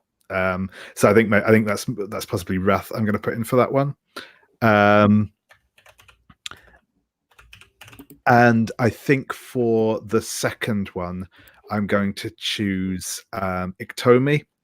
And yeah, I think it's slightly less. I feel like I have to prove myself to feel like a real hero, but I think I want to set an example for them. If that makes sense, of like, because they're doing the whole reformed thing, so I kind of want to set a good example more than prove myself in that way. Is that cool? Yeah. Is that cool with yourself as well, Wrath? Hell yeah. All right. So speaking of Iktomi, your relationships. Let me unmute myself first. I've earned the trust of blank, and I follow their example of what a hero should be. Oh. I want that to be Sia. If that's fine with you, if I've earned your trust, maybe the people you were beating up at the pawn shop later tried to take out their frustrations on my ex's mother, which is why I beat them. Like, they got beaten up twice in one day. And I think we sort of mentioned this in earlier talk, but I did something terrible to blank once. I hope they can forgive me one day. I think this is Wrath.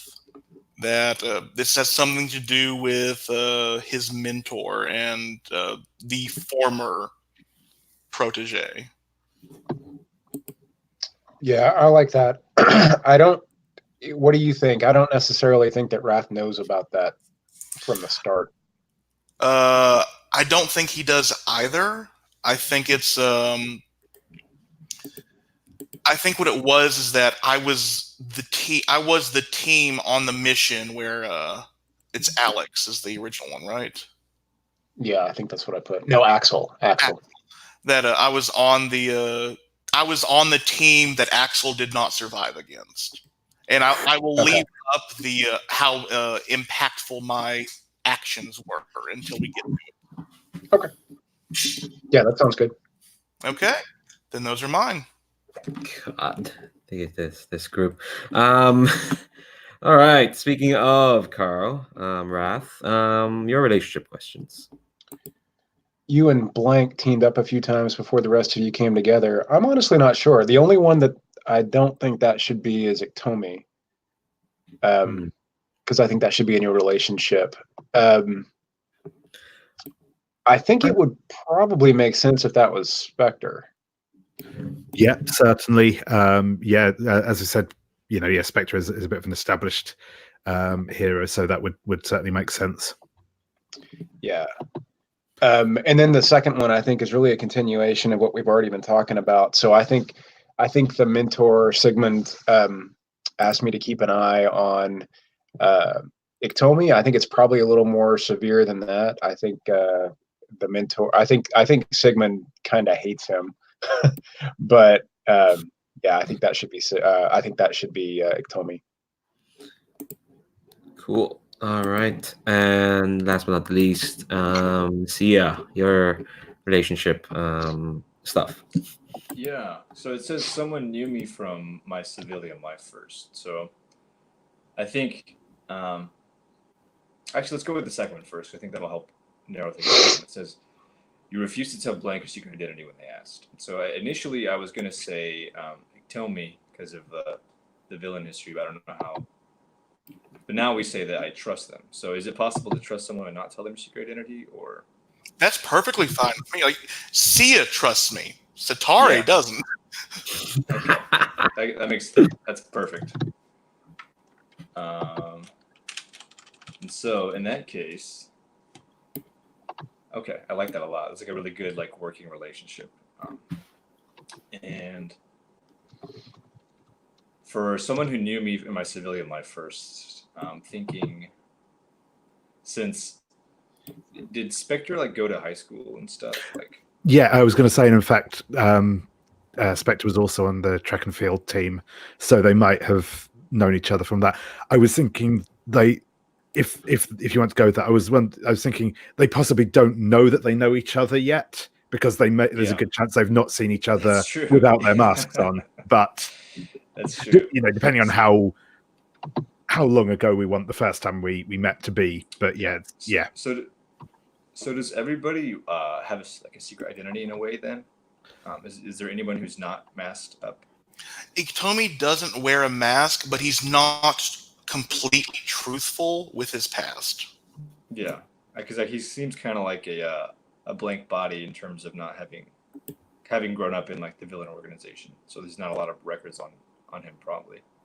Yeah. What about for Wrath? Does Wrath like wear a mask? They have a secret identity, or? They wear a helmet, right? Yeah, he does. Yes to both. He wears a mask and he has a secret identity. Okay. So I'm thinking. I think I'll do that for Spectre, or should I say Caetano then, that we knew each other through high school and still do, but maybe we don't actually know who we really are as non-superheroes. Cool. All right. Last thing. Okay, Tony. Oh no, I was just going to say, there's a good chance that like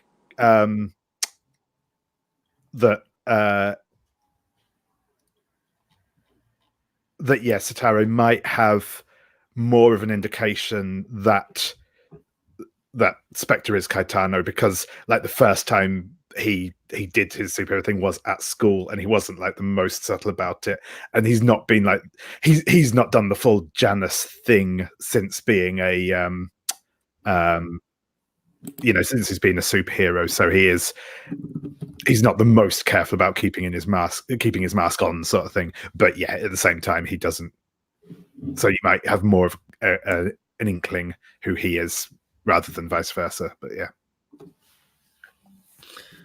Cool. All right. Last thing is influence, and because we're a bit over than I would have liked, what we're going to do is we're going to do influence. Take a very short break again, and I do want, like, instead of putting all in scenes together because we don't have that time, instead of like I want like a snapshot of each character, and maybe we'll get you to do one role each. And I know, because I know some folks have start of session roles. I do want to do that, and we'll carry it over to next session. But let's do influence first. I'm getting ahead of myself. Also, I'm losing my voice. Oh no. Okay. All right. Let's go back to Spectre. So how does your influence work? My influence is, I'm so excited to be here. Give influence over you to 3 of your teammates. So everyone gets influence over you? Yeah. Simple enough. Up next to Iktomi. Do you talk openly about your days as a villain? No. Just give influence to the one teammate whose example you follow the closest. That will be Sia.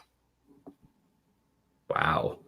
Well, you want to follow that example? Okay. I'm learning in small steps. Shut up. Just saying, you have someone there who's been doing superhero work for like a year at least. And I think I know better than he does. Ah, this is so messed up. Wraith, how does your influence work? So Wrath can choose one of two demeanors, playful or business. I think it makes a lot more sense for him to be business. So that means he gives influence to no teammates. So his is very easy. Oh, poor angry boy. And Setare. Yeah, so these other people seem to have their like superhero self and their regular self figured out. So I look up to two of them. Let's see. I'm trying to imagine. I'm thinking I'm going to give one to Wrath because they seem kind of like sure of their superhero being, and perhaps that comes from having like a mentor that can kind of like guide them along. And so, I'm going to give one to Wrath. And now, does either Spectre or Victomi have an idea for why they might be looked up to by Sia? No. Okay. So then I'll go ahead and give it to Spectre, since they're kind of a more established superhero and have some history and whatnot. Cool. All right. So, again, we're a bit over than I would have liked. My bad. But then again, these are cool characters. I want to see how they tick. So what we're gonna do, we'll take another 5-minute break and come back, and I want y'all to sketch like just a snapshot of each character as they're kind of going through the day to day of either living life normally or doing superhero stuff or research or whatnot, and then we'll try to give them one role each, and then follow up the next session. So let's step away from the table and take 5.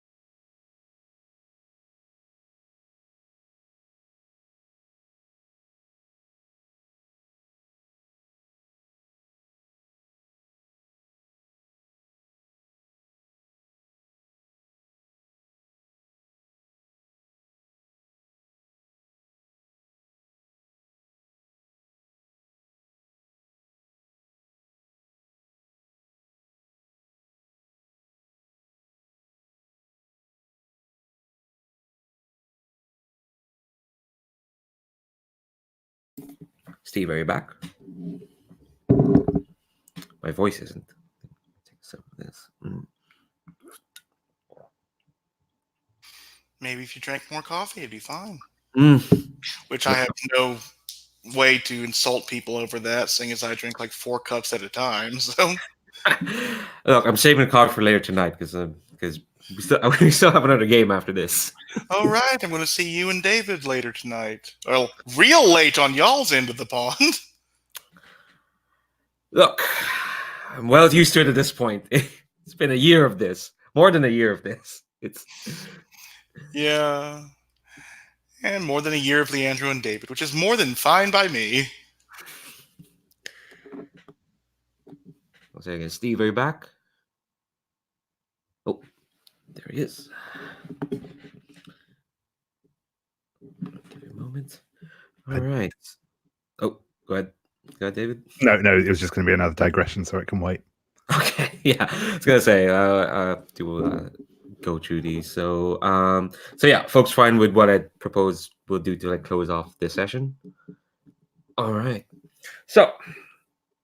So yeah, I think when we open this like issue, which will continue to next session, or I don't know, this free comic book day teaser, just setting up this town of Shoreline. I think we do get some like establishing shots, establishing panels of Shoreline, like, and then flashbacks to what happened in the past year, like, oh, an RPG attack on that Poseidon Adventure restaurant. Oh, here are the security firm bursting into this high school and trying to arrest this disabled teenager who has a high-tech wheelchair that's cactus themed.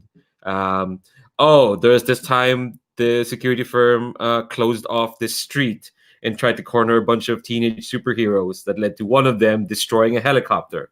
So we kind of flash back to that as we cut to like panels of here's the park, here's Shark Park, and a bunch of shady people under the trees doing business. Here's a shot of Shoreline High, just being Shoreline High. There's the abandoned lighthouse.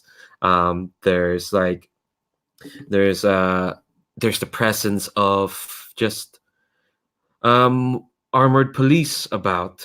There are presence of like signs for like some campaigning, some sloganeering going around, just little bits in that. So after we get those like panel shots,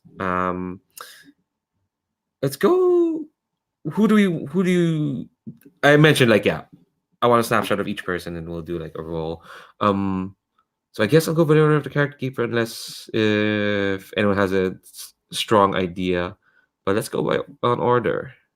What do we see of Spectre as they go kind of like their day to day? Yeah, so I think we sort of cut to Spectre in, you know, what if the gentrification of Shoreline ever proceeds as people plan, will almost certainly one day be an expensive loft apartment, but is currently somewhat derelict. You know, there's probably maybe some damage from when the Birdmen invaded or something. You know, it's there's probably some like clutter around, like a sleeping bag and some, you know, like a duffel bag with stuff in it propped up on the wall.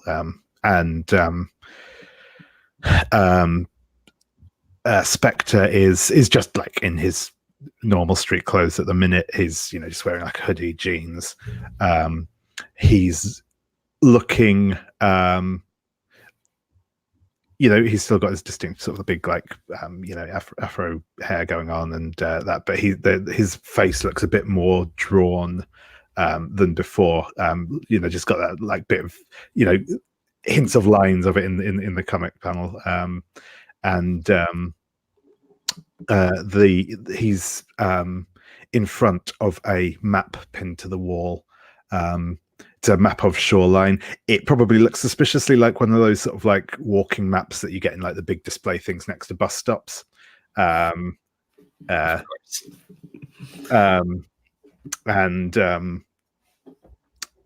got, you know, in the classic style, it's got various like slightly grainy Polaroid photos of various villain-looking types pinned to various bits of the maps with strings linking them together.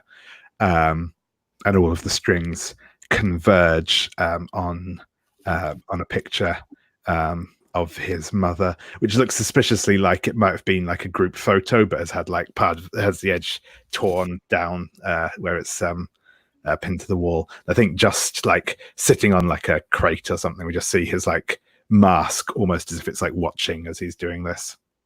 Nice. I mentioned like everyone to at least roll ones here. So I think this is kind of like assessing your situation. Yeah, just that like makes sense. what to do next. So roll plus superior. Certainly. I think I actually have some superior at the minute. That's Yeah, your superior is pretty good. just have to try and remember how I got that way. It seems unlikely. It's been a while since Spectre was on the scene. So that's an 11. Hell yeah. All right, so you've got 2 questions, and take +1 forward while acting on the answers, which will carry forward to next session. Okay, so I think I'm going to ask what here is in the what here is in the greatest danger? Ooh. Let's see. I think let me look up Shoreline stuff. So it's but social unrest, divisive support for super teens, drive-through liquor stores. They're perfectly fine right now. I think what you put it, you're looking at your map, and I think what you see is that, and you trace some lines, and I think what you focus on is a Polaroid of Dominic, and I think, and you see like, are you, when you're squatting here in this place, are you alone or are there other people there? I think he has his own room. There may be other people squatting in the building, but I think this is like, yeah, his like space. It's possibly, I think there's possibly not actually any stairs up to this bit at the minute, so it's not a convenient place to get to unless you happen to be, you know, fairly good at parkour, which it turns out that's my superpower. So yeah, I think I'm gonna couple this with like probably some stuff you'll just pick up, some recent newspaper articles, some announcements, and some scuttlebutt between other folks kind of like squatting in your derelict place, which they really should have fixed up since the Birdmen invasion. It's been a year, nearly a year since that happened. But what you're hearing is that this new politician, who we'll give a name in between now and then, has been kind of like pushing forward and a fight homelessness sort of program, but it's really a keep homelessness off out of view sort of program. I think you can read between the lines. So it's very much a case of, so you'll see like some initiatives being proposed, like even simple stuff like, you know, anti-homeless barriers, or like, you know, just measures like spikes on benches, that sort of thing. Or but I think the main one is that this politician is pushing forward an initiative to like redevelop, no, sell off these properties, especially the ones you're squatting in, not to make public housing, no, but to, you know, they want to sell it off to the free market, where you know, it'll be, you know, the market will decide on what these houses will be, but you know for a fact it's not going to be helpful to you or to anyone you know who's in dire straits. cool. And for my second question, I'm going to ask, I don't know why I'm looking it up when I know I'm going to ask anyway, but who here is most vulnerable to me? Well, you've been tailing the spiders. You've been trying to figure out the spiders hierarchy. I think you know one one of their like agents who've just been a bit more active. She's I don't you can't tell for sure if either they're being sloppy or there's something deliberate happening. But this let's see, I'm looking at her picture.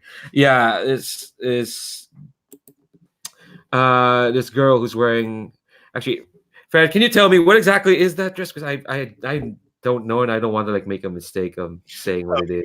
Desiccacious? Yeah, He's desiccation. wearing a full burqa. Full burqa. Yeah. So you either she's being quite sloppy and but it seems like she's putting herself out in the open just a bit more than you'd expect someone who works for the spider. Mm. So she at the moment she seems quite the most vulnerable to you. Sure thing. Cool. So we got Spectre set up. Probably fans of Prospect City are like, oh my god, where's Spectre been all this time? Oh, he's living this. Oh no, what's happened to Spectre? We'll find out in the next couple weeks. So when we turn the page, what do we see Iktomi doing? I think there's like the first panel is like Tommy dodging this ray gun blast, and then you see the person with the ray gun aiming directly at Iktomi. Iktomi's pressing against the back, and these two hands come up on the guy's head. His entire face withers as he's desiccated, and he falls down. And Desiccacia stands there smiling. They run towards each other. She lifts the like face covering of her plate. They kiss. Then they take this selfie, and then cuts to Latte Owl with Iktomi staring at the selfie, like going through old pictures of himself and his previous family. And I think he looks up, and there's like someone that's sitting with him. The comic does not let you know if it's a good person or a bad person morally, but like he just like they slide him this piece of paper, and I think for like the purposes of this, I want to pierce their mask. Cool. Go ahead. Okay, with my mundane of 1, that is a 9. Hey, you get one question. Yeah, I think I will. Like they're passing this thing over, and I think to just give you like the juiciest bit, what do they want me to do? Ooh. They I think they want you to actually. I'll ask you a question just to help, just to firm it. Just to firm up this what I'm thinking about. Are you publicly out as a hero at this point? I am rebuilding the reputation I never had. I am out as a hero. Okay, cool. I think they want you to introduce them to a friend of yours. Oh dear. To one of your new friends. Yeah, and to paint this, I think he like looks at the back of the envelope and he's not opening it because there's a sword and shield wax seal pressed on the letter. It's like, oh, this isn't for me.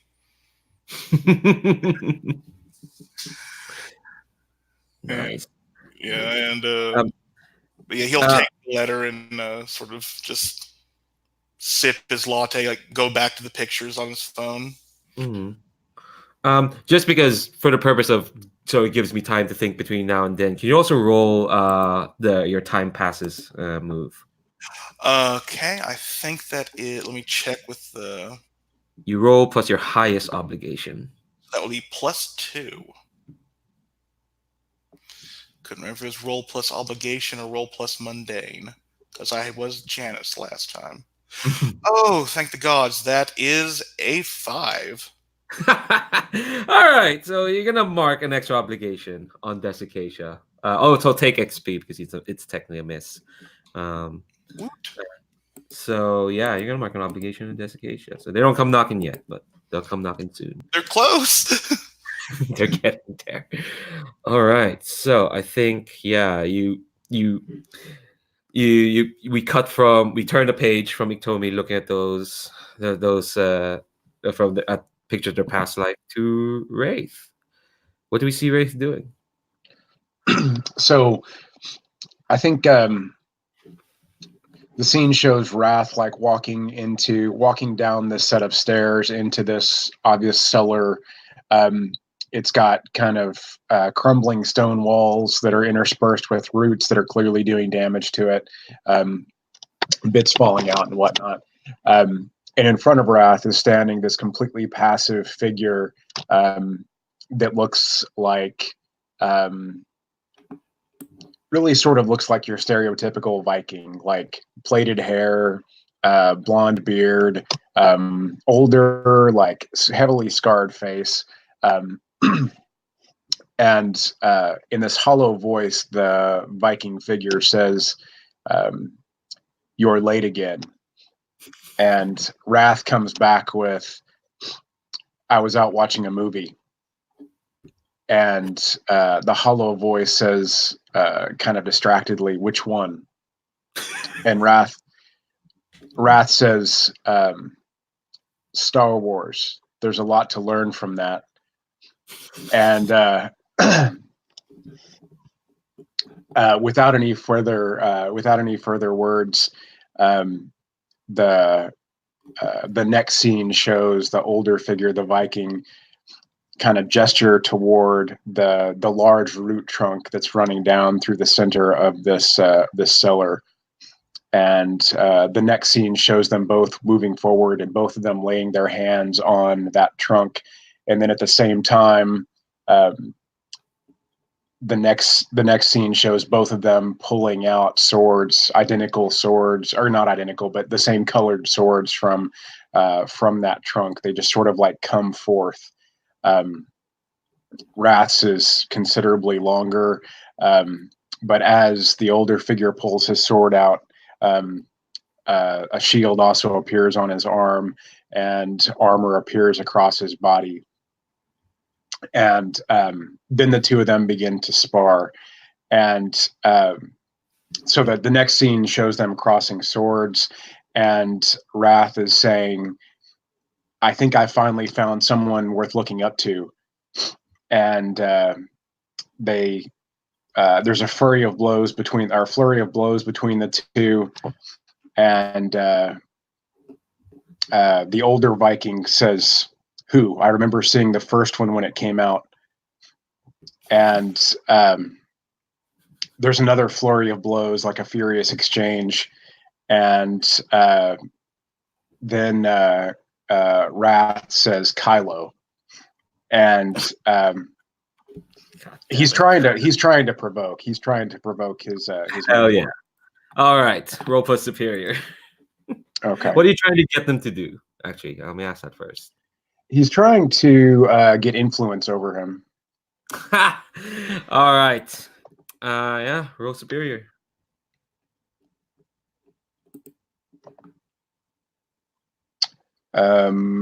That's what superior. Provoke is yeah plus superior, so 10. Jesus. So, on a 10 plus, they rise to the bait and they do what you want. So, what do you want them to do besides mechanically giving you influence? Because you're gonna get that to an extent. Okay. Yeah. So, their ongoing, like, I think the backstory is that their ongoing conversation is how aggressive you need to be. So what Wrath is really trying to do is piss off Sigmund enough that Sigmund goes on the attack and like completely lets loose. So yeah, I think Sigmund's reaction to that to Kylo is that he gets pissed off and goes on the attack and knocks Wrath on his ass on the floor and does exactly what you see in Jedi, where Luke is just wailing on Darth Vader until he like knocks his hand off. So Sigmund in the end is just like chopping down madly at Wrath as Wrath is like on the floor with his blade up trying to protect himself. And then finally both of them come to a halt. Both of them are like sweating and panting, and Wrath says, "See, anger is the way to win." I think Sigmund would just say that. Um, I don't see how they're not like just gonna like go off in a huff. I think they're very pissed off you that they rose to your bait for sure. Um, so yeah, take influence over your mentor. This is an interesting turn of events. Um, I'll put more spaces on the influence tables because then we're immediately running out. But yeah. All right. So last but not the least, what do we see Setter or Sia? What do we see when we turn the page? Yeah. I think this is out of chronology, of course. Mhm. And I think that the first panel is like a wide shot, and we see kind of like a field for track and field, like the grass, the sun's out. And then as we kind of zoom in on these like figures that are just standing there, all in their uniforms, we see Setsure like warming up and getting ready with her athletic team to do a run. They're just practicing. It's like a Saturday. Sun is finally over the horizon, so they've been at it for a while. And I think that in this scene, if it's okay, we see Keitano is also here for this athletic practice because everyone's getting ready for like a regional meet. We're going to go up against other schools, and I think it's kind of coming to the forefront that like they're probably each both the respective best runners in their class for age, and so people are kind of like, oh, you two need to like run against each other. Like, I bet some people are like, oh, I bet you could beat her Keitano, and some people are like, ah, no. Setara, you could definitely beat Keitano, and so that's kind of like the scene is the panels are flashing back and forth between different crowds that are supporting this idea, and I'm kind of pushing. I think I want them to sort of race. Ooh. And have this track and field race. And I think the overarching theme that I'm going for here is like neither of them can win without starting to push the boundaries of what is like normally human acceptable for speed. Because if they keep going, they're each going to keep going faster and faster. So that's kind of the thing that I'm playing with here. Okay. I kind of want to see who wins, so I will get both of you to roll Unleash Your Powers. And see who has the higher dice result. So that's with Freak. That's not looking good for Set today. Well, both of you have some bad Freak. I just noticed. Okay.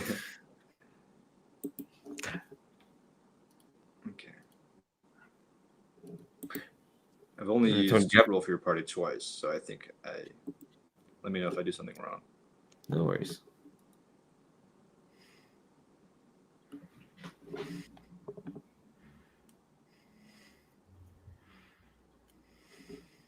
I think I pressed submit.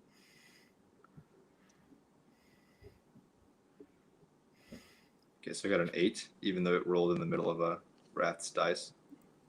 That's fine. Did you add your superior? Your Freak? Oh, so it makes it a 7 actually. So.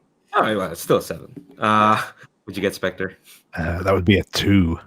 Oh, wow. That is. Yeah. Wow. That's not the outcome I thought we were going for. I thought you were going to best me, but I didn't realize your Freak was bad. Yeah. Sorry, Freak is the Unleash Your Powers is the kind of like use your skills / powers to overcome obstacles. Okay. This is a low stakes sort of thing anyway. So, but just basically means it's about Spectre take out the XP. But yeah, go ahead. Okay, I just wanted to add. I think that maybe it's a win for Setsure, but it's kind of like a lose in terms of what should have happened. In the sense that I think. Spectre Keitano is a lot more established in their role as a hero and a civilian, and so I think that they have their running speed for what they're going to do at track set out. And I think that once Setsure saw that she couldn't beat that, she started to incorporate even more and more speed from her superhero, from her masked side, and it started to get to the point where people were like, "This is not normal." And so I think it's a success, but people are kind of like, what just? Okay, that's kind of weird. I think I want one exchange between the two of you, and then we'll close it off there. And then people are like, "Ooh, who's this? Who's this weird, mysterious, kind of superpowered girl that Spectre's talking to?" I'm talking about like hypothetical readers, whatever. But yeah. Oh, you mean from the crowd or from us? Yeah, no, one exchange between the two of you. Yeah, so I think we see Saturday, who's like at the end of the race now. Maybe it was like to like, yeah, okay. I'm trying to think where this positioning would be. Well, like after the race, like, do you like? Yeah. I'm imagining that perhaps because the circle, everyone we ended up back where we started, and people are cheering. Some people are like, "Wow, I can't believe you did that," and some people are like, "Wow, you got beat by a girl, Caetano." Like just someone saying some stupid shit. But there's this moment where you can see Seta is like really tired because she had to activate like her actual reserves and strength to beat Caetano. She's kind of doubled over, hands on her knees, breathing hard, and she looks up and she sees Caetano, and they like lock eyes, and there's kind of like this moment of a little bit of understanding, perhaps. I think, like, like maybe this is confirming some suspicions that Setere had, and then this is the beginning of some suspicions for Caetano. Like, this is not right. I don't know if you wanted to add anything to that, David. Yeah, no, and I think, and yeah, obviously, like Kai's like breathing heavily as well.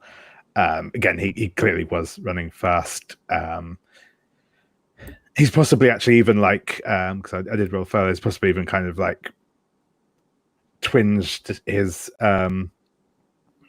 like his calf been is maybe limping slightly, but he's gonna, when Cetra's got her breath back a bit, he's gonna offer a hand to her.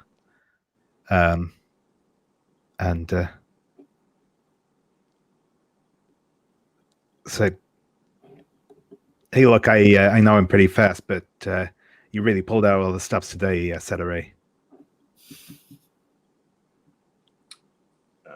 She's definitely like still out of breath. It's like, yeah, I don't know what came over me, just competitive spirit. Yeah, well, keep that competitive spirit up, and I don't think there's many who'll stand in your way. Thanks. And I think she's kind of both surprised and impressed by like the humility of like the response. Kind of expecting a little bit more of a competitive spirit because her adrenaline's flowing. She thought maybe she's expecting sort of like negative response to the win, and maybe that's when like some people that she knows are like kind of enveloping her now, and like people are pushing and cheering, and the noise just kind of goes over the ability to have like a one-on-one conversation. Yeah, I think we'll probably zoom out from that and probably take another tour through Shoreline as we finish this like free comic book day teaser comic. And there's probably like a monologue that I'm gonna have to write and deliver next session. Yeah, I think that's a good snapshot of what to expect. So I'm gonna well, I want to thank folks again. That's our first session done. I'm excited to see where these characters are ridiculous, and I know I keep saying that, but oh my god, I'm excited to see where this all goes. I'm just very excited. Thanks very much, folks. I'm gonna end the broadcast. I do always want to say on the record broadcast that these players are fantastic, and these players are so. In the broadcast, and we'll see Streets of Prospect City pick up next week. All right, goodbye.